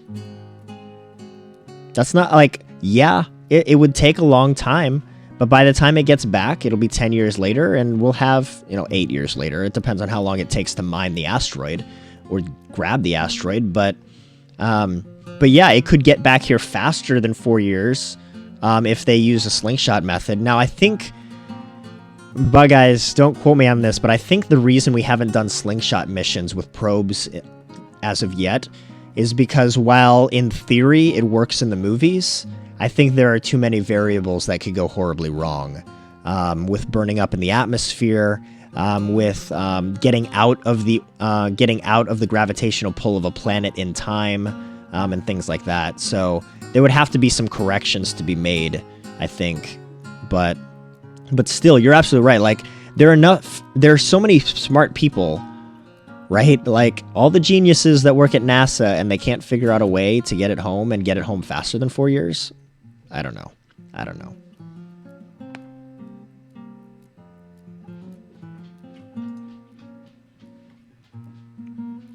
All right, we're going to go back to some superhero news for the next 3 pieces of news, and then talk about the biggest piece of news in the month of October. Actually, yeah, it would be technically still, yeah, that piece of news was in the month of October. That I'm sure most, if not all of you, are kind of wondering, like, why haven't I talked about it yet? I haven't talked about it yet because I haven't gotten to that part of my news feed, so calm down. All right. Next one up here, Power Rangers getting a huge new direction. I'm super excited about this one, you guys. I'm super excited about this one. Let me see if I can find it real quick. There it is. All right, this comes from Inverse.com. The nearly 30-year-old franchise has finally become something it never was before. Original. That's right, folks. That's right. If you're a big fan of Power Rangers, then you likely already know that the show footage is not original footage for, like, the fight scenes, generally speaking. The big boss scenes in particular most of the time, but some other scenes as well. Like, a lot of times the enemies were talking to each other in, like, a layer. A lot of times that footage wasn't original either. It was based off of primarily a Japanese show called Super Sentai, and a couple other shows in that Sentai kind of saga or series. But anyway, let me read some of this story. Yeah, I'll read some of this story and we'll talk about some of the implications of it. Unless you're already a fan, you likely haven't thought about the Power Rangers in years. Well, I'm a fan, and I have thought of the Power Rangers almost all the time. In fact, my kids are also fans of Power Rangers. I loved the 2017 reboot, despite it getting negative reviews. I also collected all of the issues of the Justice League Power Rangers crossover comic book series, and I have a number of the issues of a couple different series from Boom Studios of Power Rangers comic books as well. So, yes. Eloquent Madman, how are you? Good morning. Happy Monday. Happy November. How the heck have you been, man? It's been a long time. It's good to see you, though. It's good to see you. We are doing some nerd news for the month of October. Obviously, it's November, so these are all of the news stories that I encountered throughout October that were my favorite stories. It's not exhaustive. But these are all of the stories that I wanted to share with you guys today. You can see on the right-hand side of your screen, on the right-hand side of the stream, all of the news stories we've already covered, the news story we're currently on, and then the news stories that we have coming up. Right now, we're talking about Power Rangers going in kind of a new direction here. The title of the article is "The Power Rangers Just Became Marvel's Next Big Rival." Now, I gotta admit, you guys, I don't know that the Power Rangers phenomena around the world is big enough to truly rival Marvel. If the Justice League, if DC Comics is struggling to truly rival Marvel in the movies and in TV shows, then I have a hard time believing that Power Rangers could. But it's possible. It's possible. It is definitely possible. So again, unless you're already a fan, you likely haven't thought about Power Rangers in years. The 2017 reboot movie with Elizabeth Banks as the evil sorceress Rita Repulsa came and went, leaving pop culture to move on to the next Marvel movie. The TV show is still airing, but unless you're still watching Nickelodeon on Saturday mornings, Power Rangers is simply not on your radar. It's on mine. Beast Morphers has been pretty good, and that's the latest iteration of Power Rangers. But anyway. But last week, the franchise's future changed in a really remarkable way. The Hollywood Reporter revealed that Jonathan Entwistle, creator and director of The End of the Fucking World and the Netflix series I Am Not Okay With This, has been promoted from directing the next Power Rangers movie to becoming the franchise's answer to Marvel Studios mastermind Kevin Feige. Entwistle has creative reign over the Power Rangers universe, one that will include a new TV series and movie. Because it's 2020, everything will inhabit a shared universe. Hasbro CEO Brian Goldner also confirmed in a recent earnings call there will be a separate Power Rangers content for adults and kids. Interesting. This is an unbelievable opportunity to deliver new Power Rangers to both new and exciting generations of waiting and adoring fans. Will be the spirit will be oh my gosh. We'll bring the spirit of analog into the future, harnessing the action and storytelling that made this brand a success. What's most interesting of all is how the Power Rangers are proceeding creatively. Beyond aging up a superhero show approaching 30 years old, Power Rangers is now seemingly, though not confirmed, divorced from Super Sentai, the Japanese show it recycles material from. This is a big deal.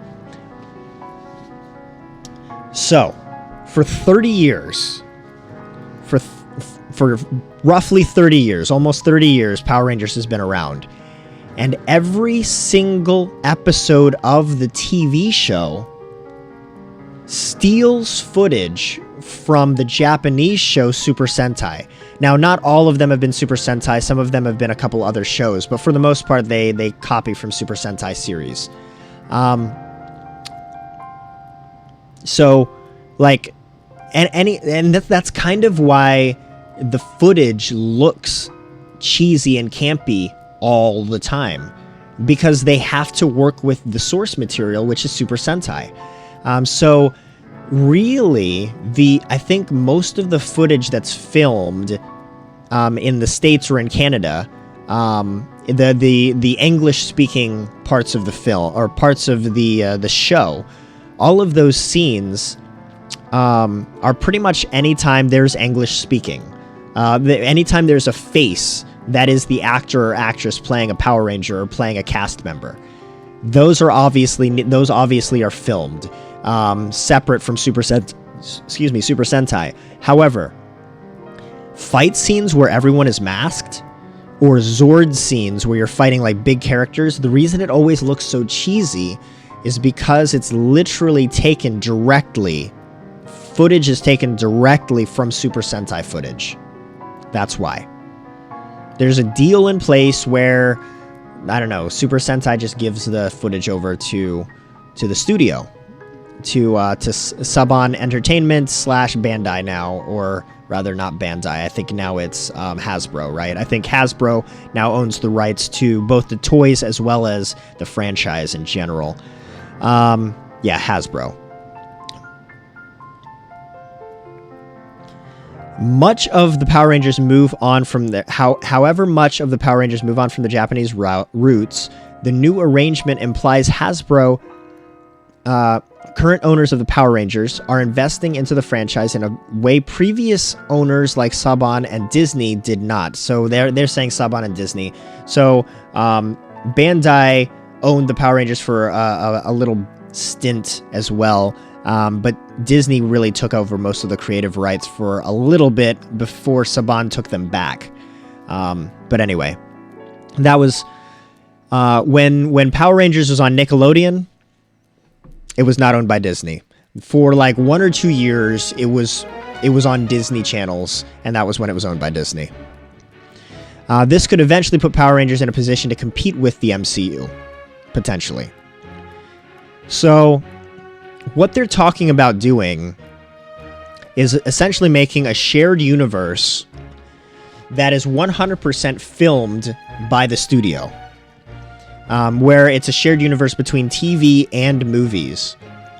We have no idea beyond this what this is going to look like, but this is going to be this means Hasbro may create a completely original Power Rangers exclusively for Western audiences.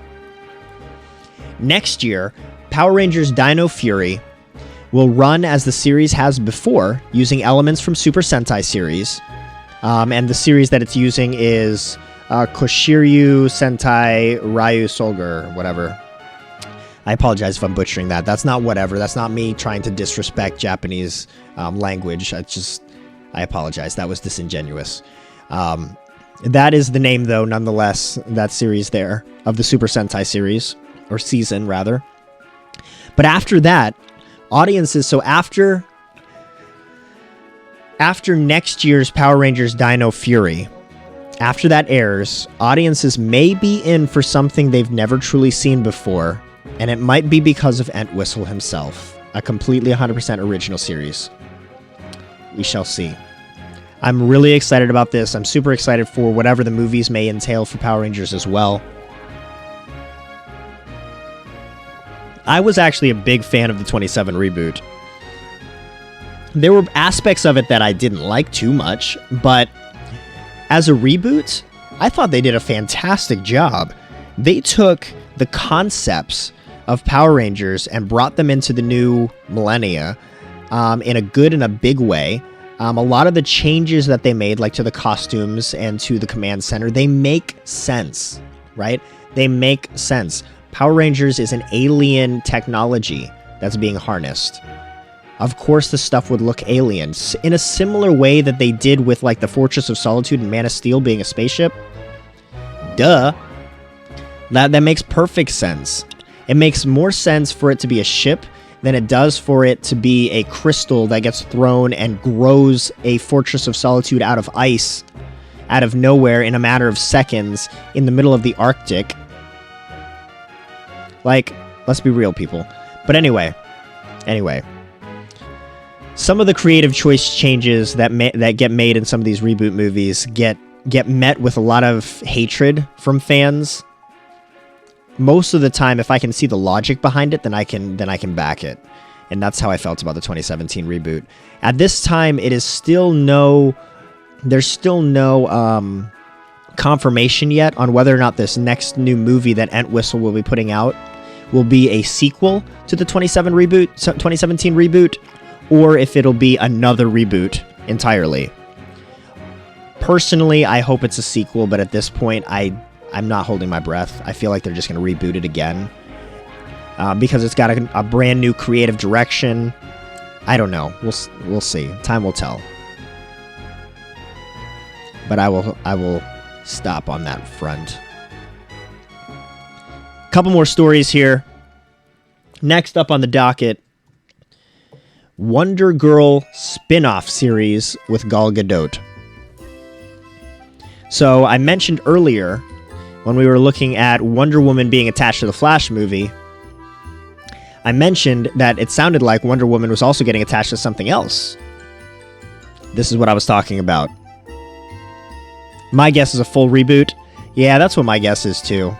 My guess is a full reboot. I mean, it's only been 3 years since the 2017 reboot. But 3 years, and they haven't started production yet. As far as I know, they haven't started production yet. I mean, they might have started production, but I feel like we would have gotten casting rumors by now and would have had more knowledge of what's going on, which tells me that they haven't really started anything yet on the movie, which tells me that they're probably not starting until next year or the year after. And by then, it will have been 4 or 5 years since the 2017 reboot, which means by the time the movie actually comes out, it'll be like 6 years. 6 or 7 years, potentially. So at that point, yeah, it's probably just going to be a full reboot.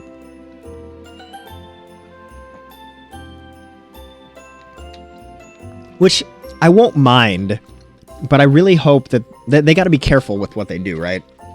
But it sounds like they're trying to modernize it for an adult audience. And Jonathan Entwistle, the guy that they took for this, to head it all up, sounds like he wants to modernize it for an adult audience. I think he recognizes that the vast majority of the audience that's watching, that loves Power Rangers, the vast majority of that audience are adults that grew up with it. And so they need to keep it, to keep it relatable to both sides of the age spectrum there. Yeah. But yeah, no, Eloquent, that's a good point, though. Your guess being a full reboot. I don't know what I hope for at the end of the day. If it's a full reboot, then it just better be good. Right? It just better be good. Man, my throat's getting so dry.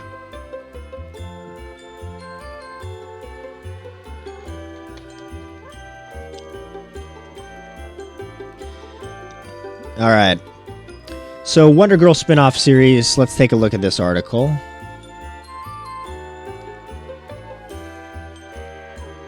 So, by the way, spoiler alert for Titans.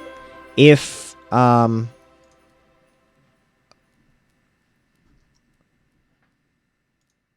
thought that I accidentally X'd something out for a second.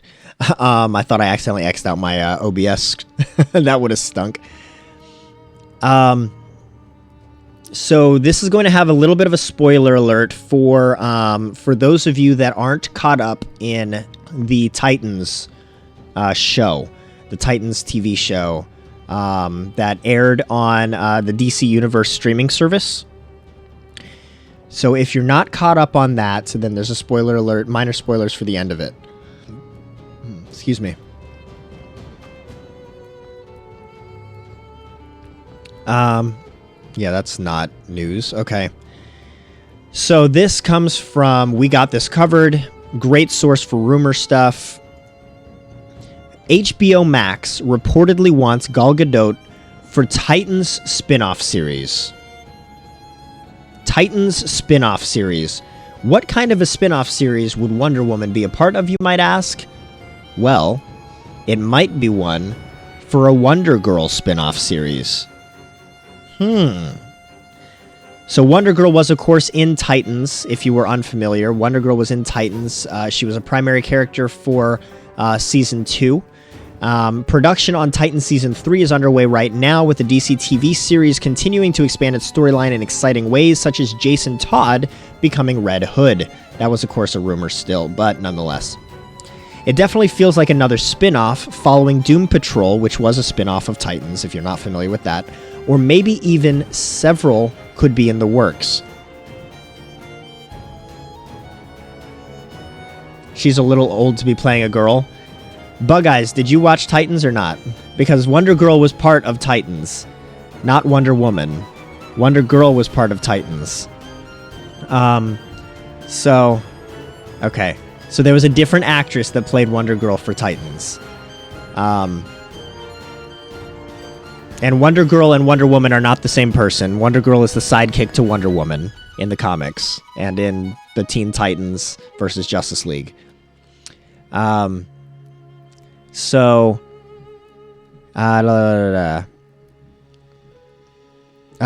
as the show has already built up such a full version of the DC universe, and one that could be happening in a solo vehicle for Wonder Girl, which may lead to a major DCEU crossover.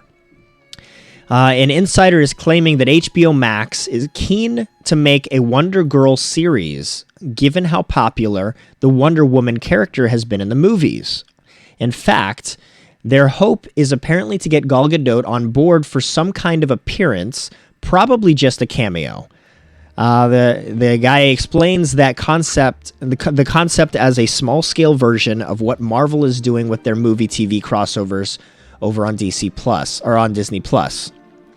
A Wonder Girl show is definitely likely, as We Got This Covered heard that it was in the works last year. Not to mention that while the Season 2 finale of Titans... Here we go. So here's the spoiler alert right here. Not to mention that while the Season 2 finale of Titans saw Donna Troy killed, her body was taken back to Themyscira to be resurrected.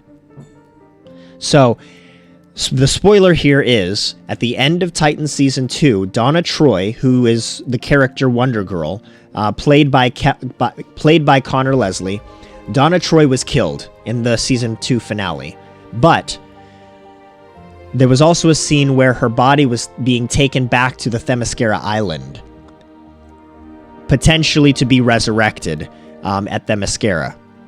So depending on if her revival is addressed in season 3, that would be a natural way to kick off her own series. Or they don't have to kick it off in Titans season 3. As far as the Titans season 3 cast could be concerned, they could just assume that Donna Troy is still dead, and the makers, the creators, the producers could just make Donna Troy her own show. You know, she doesn't have to have a pilot in Titans. She could just start having her own show. As for how Gal Gadot could factor into things when the DCEU and the Titans universe are definitely not the same, Sutton has provided an answer. Now, before I read these next couple sentences, I want to start by saying, hang on. This first sentence here, the DCEU and the Titans universe are definitely not the same. That is true. They are definitely not the same. However, they are part of the same multiverse, thanks to the Arrowverse crossover last year, Crisis on Infinite Earths.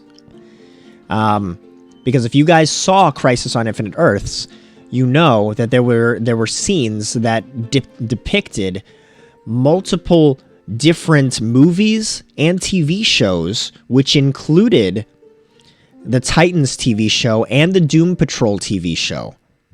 Remember, I'm doing news, bud?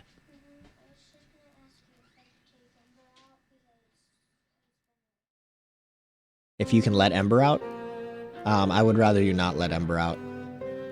Okay. Good point. There's only one Earth now. Yes and no. According to Crisis on Infinite Earths, there is only one Earth now. But do you remember that scene that happened where Flash met Flash? Do you remember that scene where the TV show Flash met the movie Flash? That happened after the multiverse flattened. That happened after the multiverse already flattened. One of the very easy ways that you can know that is because of the dialogue between the two of them. The TV show Flash sees the movie Flash and he's confused and he says, wait, this shouldn't happen anymore, is what he said.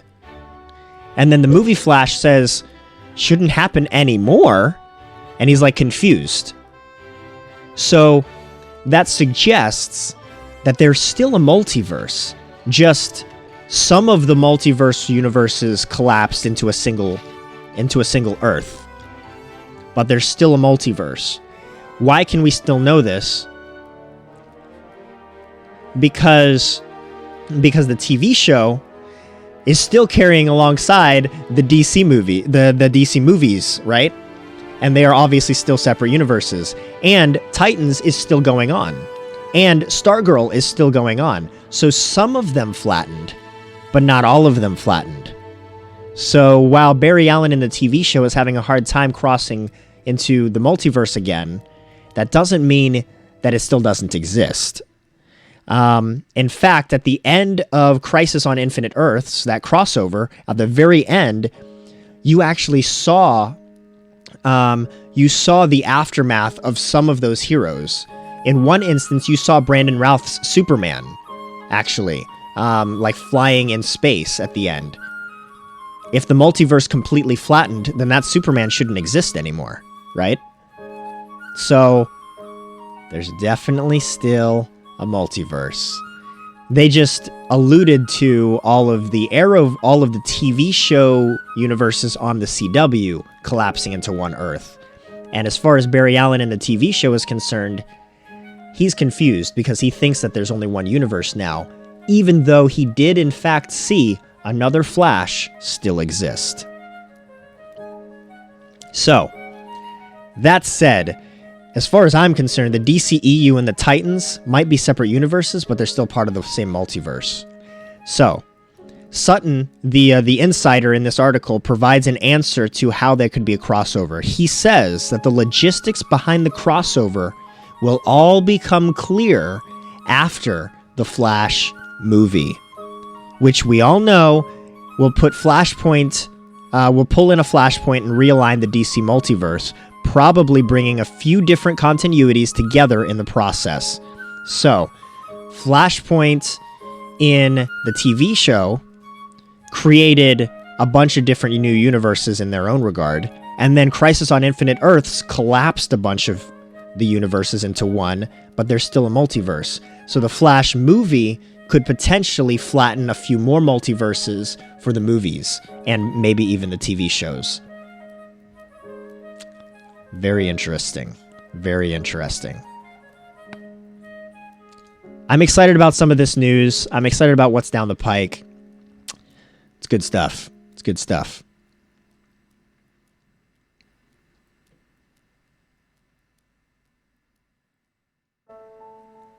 All right. And hola, taquitos. How are you?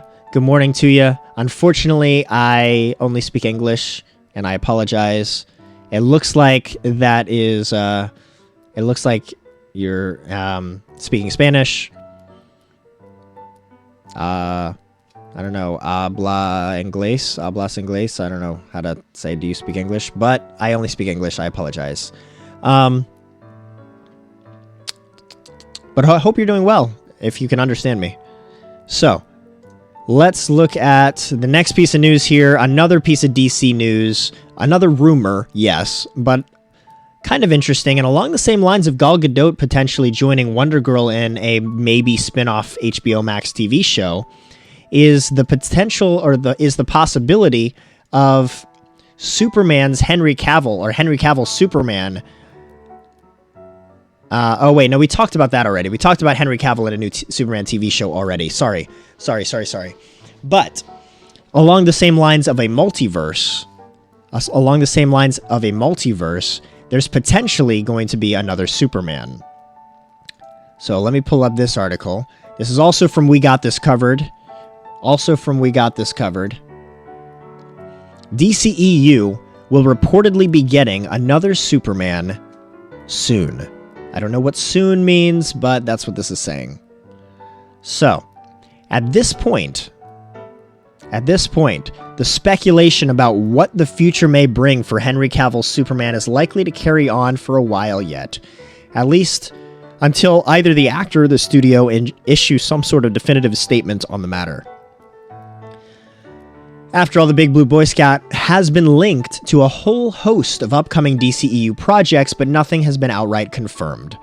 Not to mention that we've also heard reports that the Witcher star, so Henry Cavill's who we're talking about, right, was being dropped from the role before eventually signing on the dotted line again to extend his contract as Superman.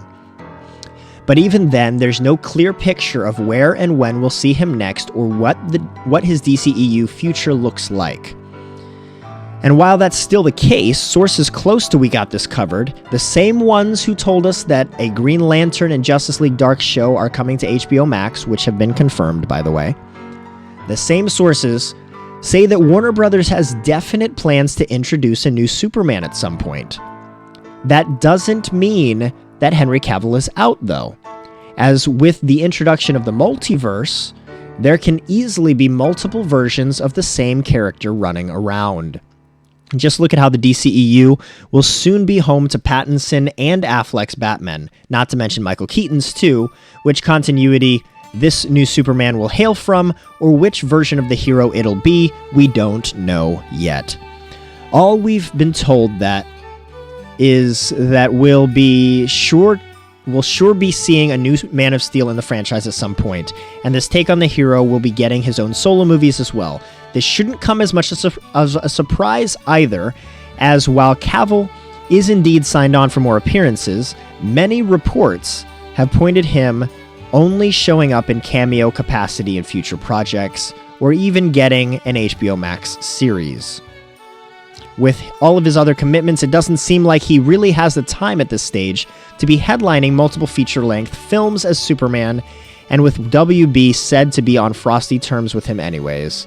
It's not hard to see why they want to draft in a new version of the hero to expand mythology with.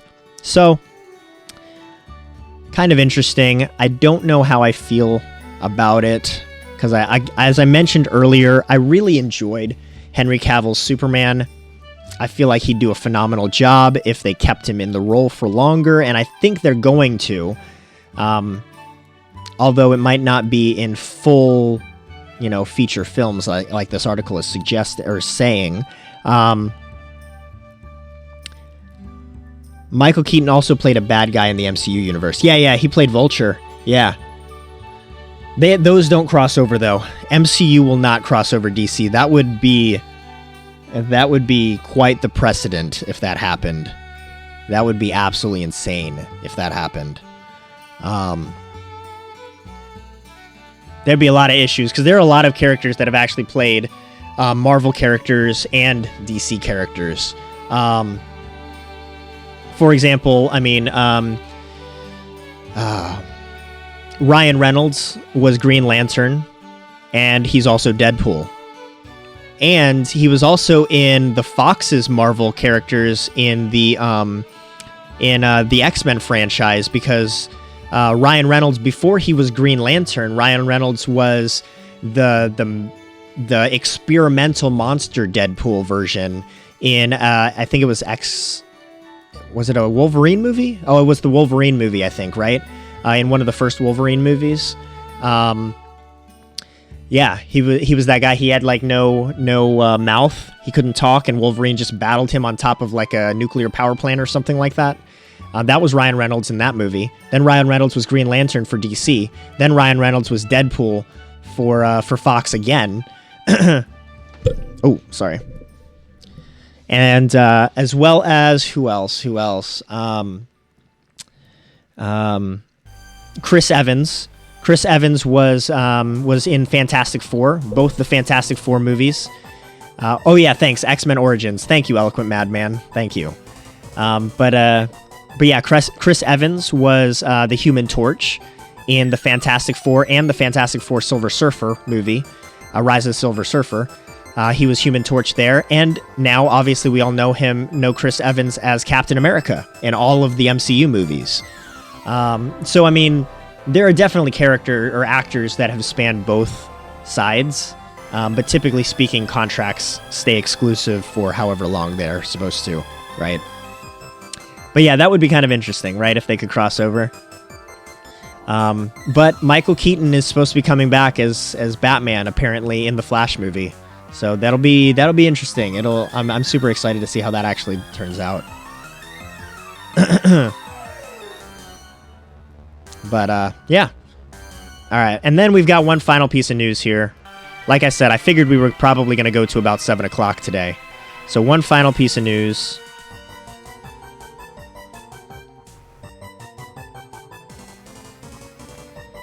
Sir Sean Connery has passed. This is the last news article I got from October. Before October ended, obviously, the news came out early morning, October 31st on Halloween, that Sean Connery has passed at the age of 90 years old. Rest in peace, Sean Connery. So sad, yes. I mean, obviously, Sean Connery marked... All right, that song is getting kind of annoying.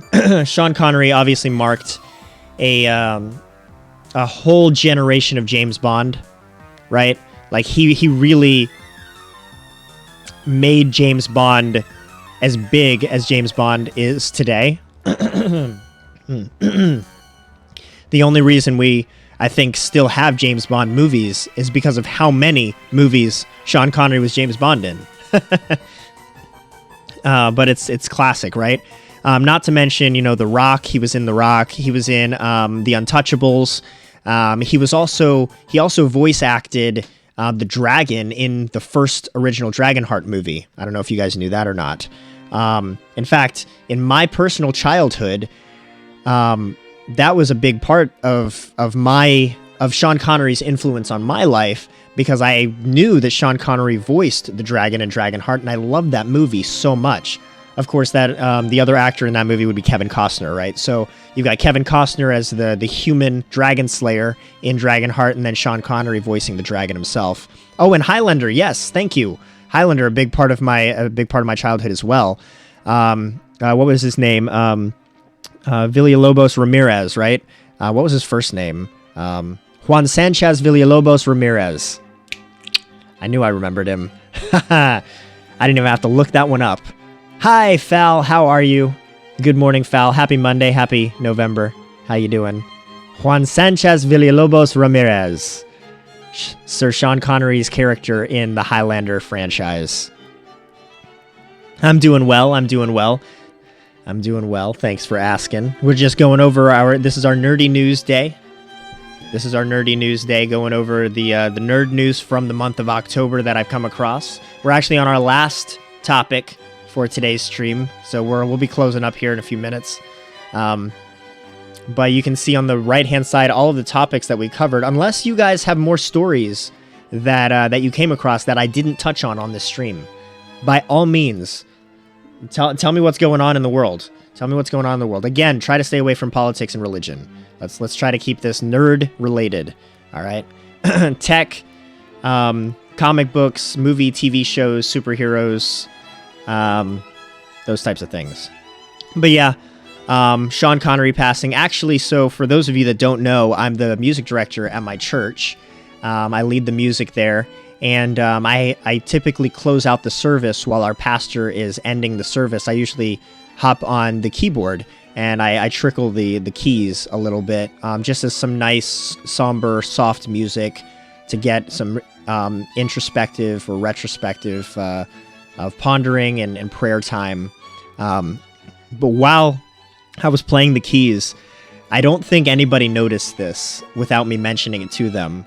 But there are a couple songs that I was able to dance around where I was able to transition one of the songs that sounds very similar to this song, but it made the transition so much easier.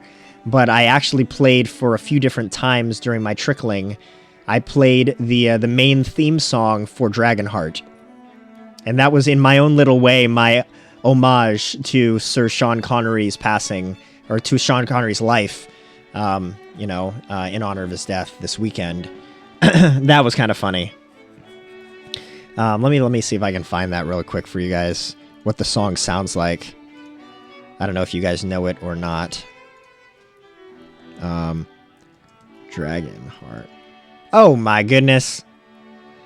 Thank you so much for those 100 bits, Fal. Thank you.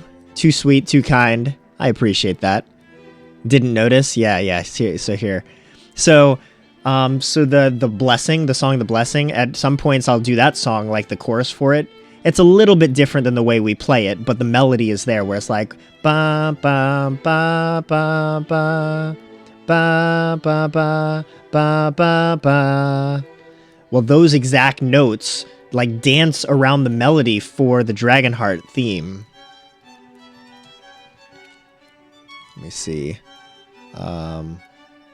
Is it this one? Let's pause. Oh, pause. You. Thank you. I don't hear it. Why don't I hear it?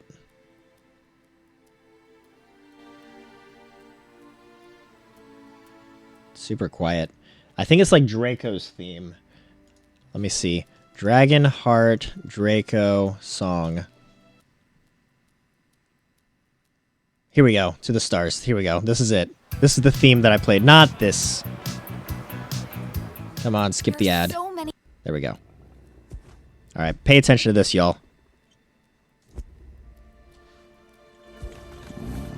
And this is Sean Connery. It voices this dragon right there, too.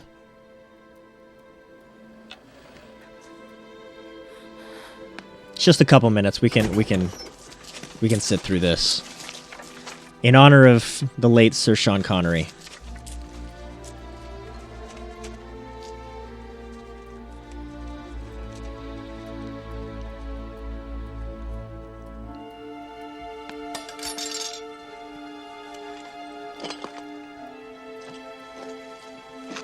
You'll hear him speak too, don't worry. Now, Draco. Without you, what do we do? Where do we turn?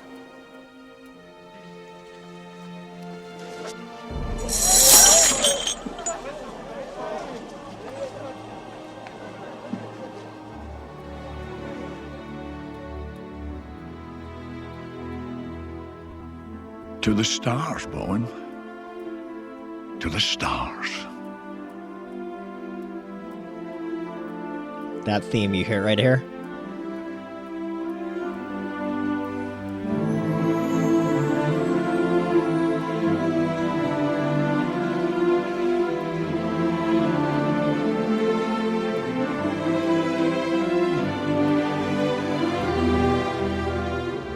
I didn't play this part, but that main theme that you just heard, the ba na na na na na na na na na na na na na na na, that's what I played. I transitioned from like the let's just watch this for a sec. I feel like this is iconic. Sean Connery's character, Dragonheart, just died and is going onward to the stars, to the heavens here. And in the same respect, may the late Sir Sean Connery rest in peace.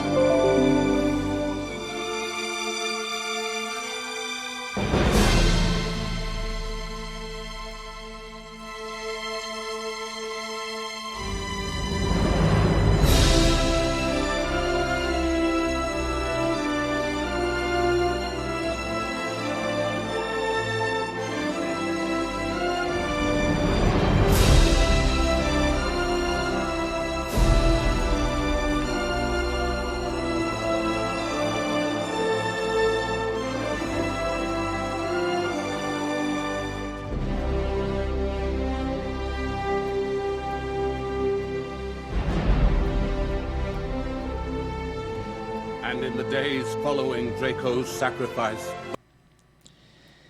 And a constellation is born. Actually, I mean, not exactly. The constellation was already there. Draco mentions it in the movie. Draco says that that's where all of the old all of the dragons that are worthy enough, basically, the dragons that die and are worthy enough, join the Draco constellation. And so that's where that scene kind of is coming from, is Draco was obviously worthy enough, a dragon, and that's all he was trying to do. He was trying to be worthy enough, which is why he gave half his heart to a dying king when that dying king was young, was an adolescent. He was hoping that he could, by saving the life of this king, the king would grow up to be an honorable man, and Draco would earn his place among the stars. And as you saw, if you watched the movie, that wasn't the case. He wound up being a ruthless king. He was a horrible king. So to kind of make up for saving that king once upon a time, Draco helps Kevin Costner's character Bowen in overthrowing that king's rule and ultimately killing that king. But obviously, you can see that Draco joins the stars. So, yeah.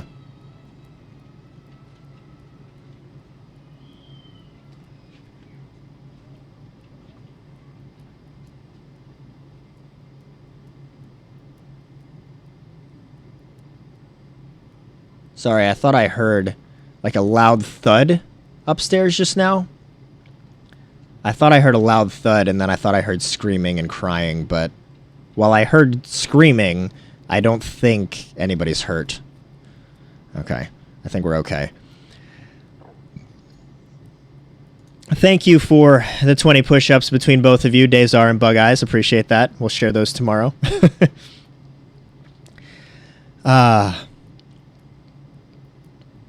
Yeah. But that theme was what I played yesterday. Anyway, that was the point I was trying to get across. That theme was what I played yesterday. I transitioned from an Amen chorus that went like ba ba ba, wait, ba ba ba ba ba ba ba ba ba ba, to ba ba ba ba ba ba ba ba ba ba ba ba ba ba ba ba ba. Like, it was a super easy transition. I used the same chords on my left hand and everything. Like, it was a super easy transition. And I would just randomly go back and forth between, like, that song and this song and, like, transition to another song, come back to them. So, yeah, Bugs, if you rewatch the service from yesterday, like, skip to the end and you'll hear it. It's there. That was my little homage to Sean Connery. So, what's up, buds?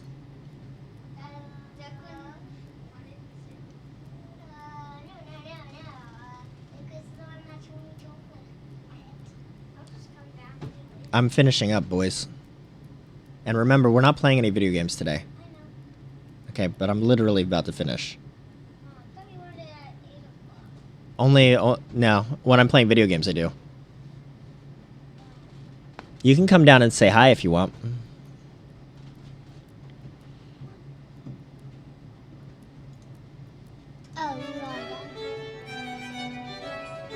Say hi. Here. Here, put your mouth right about here and say hi. Hi. Did they hear? What? Did they hear? Yeah, me? they heard. They heard. Lucas, you want to say hi? Hi. You gotta get closer, bud. I said here, and then say it. Hi. There you go. That's a screaming house And what?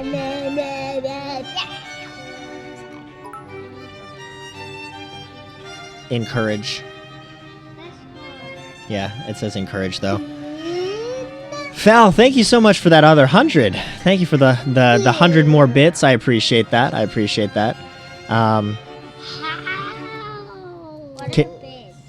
Bits? I've explained it before to you boys.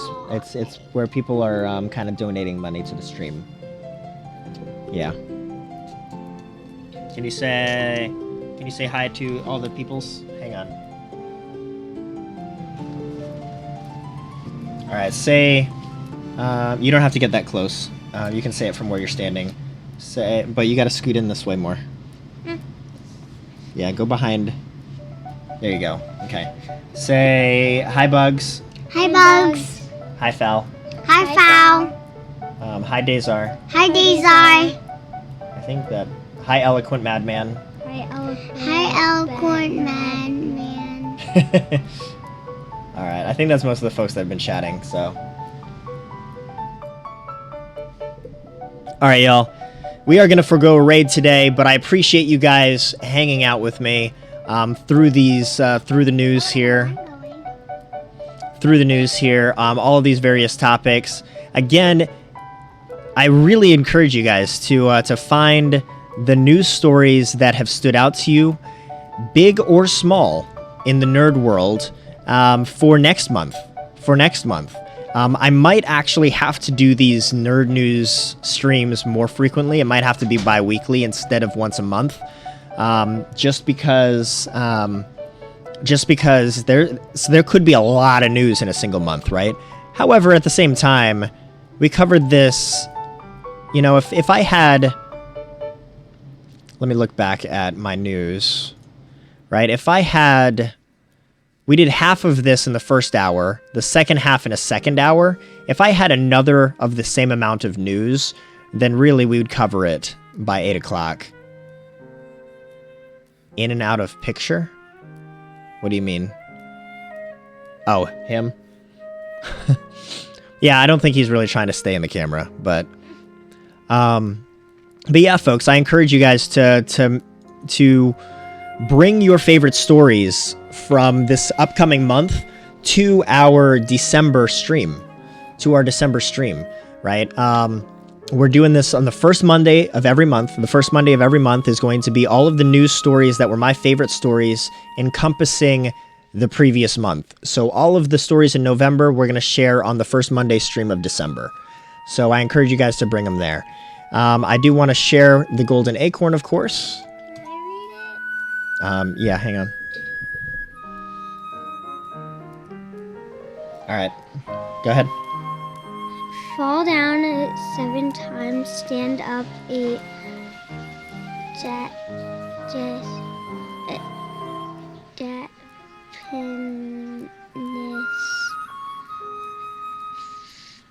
Is there an R? No, I know it's hard to see. It's a Japanese proverb. That's what it says. That's hard. That's not hard, but I think it's just difficult for you to see it. So, fall down 7 times, stand up 8. Japanese proverb, that's golden acorn number 11. Folks, I encourage you guys to get back up. Life gets hard. We all know it. Get back up. Press forward. Find that momentum and push through. We have a lot of golden acorns around this same subject matter. I mentioned this at the beginning of the stream as well. But that's the simple fact of the matter is this is one of the top ways to encourage folks is to remind myself even, to move forward, to find the forward motion, to get back up when life throws you down or pushes you down. Fall down 7 times, stand up 8. And of course, like always, if you want to see me dive deeper into these golden acorns, we have golden nutcracker videos where I crack open the golden acorns week after week on the YouTube channel, which you can see now in that chat link there in chat. So if you haven't subbed to the YouTube channel, please do so, and you're in for some exclusive content like those golden nutcrackers, as well as we are going to start posting some tutorial videos, short tutorial videos on some tech stuff in the streaming world, as well as some more magic videos again, as well as potentially start doing some series of the video games that I don't stream, but I still want to play. So do check that out. Exclusive content coming soon, but starting with the golden nutcrackers and a good place to find all of your favorite past broadcasts on there as well. And I'll just go ahead and throw this out there too. The website, skwirls.tv. You can always check me out there. All the socials are there. The YouTube is there. The playlists are there. All of the golden acorns we've ever done for the last year plus are there as well. And I might even start posting the nerd news links on there as well. So we'll see. I also have a link to our Young Living website where I share some health kind of tips or tricks regarding essential oils products. So if you are looking to get into that scene at all, you can also find information on that website at skwirls.tv. And you can always reach me if you need some one-on-one encouragement, someone to pray for you, or you just need someone to listen at info@skwirls.tv, or you can also fill out the form on the contact form in the website there. And folks, that's what I've got. I appreciate everybody hanging out. Like I said, we're going to forego a raid today, and we're going to call it for the morning, but I appreciate everybody hanging out and all of the encouragement. Fal, thank you so much for the bits. I really appreciate that encouragement in my life. And thanks for the chat and bearing with me through all of this news. A lot of exciting stuff coming down the pike, so looking forward to seeing some of this stuff come to fruition. Have a great day. Have a great day yourself, Dazar, and Fal, and Bug Eyes, and Eloquent. And I don't think I missed anybody that's been in chat. Yeah. Take care, y'all. As always, hey, you want to sell them? You got to get close to the mic. Stay swirly. Stay squirrely. You don't want to say it with enthusiasm? You say it like you hate that phrase. I don't. Well, say it excited. Stay squirrely. So I don't think he's going to get into acting. What does that mean? Do you want to be an actor? No. In movies and stuff? Yeah, see, I don't think so. I've seen him in some plays at church, too. I don't think he likes it very much. As always, folks, you want to say it with me? Yeah. As always, folks, stay squirrely.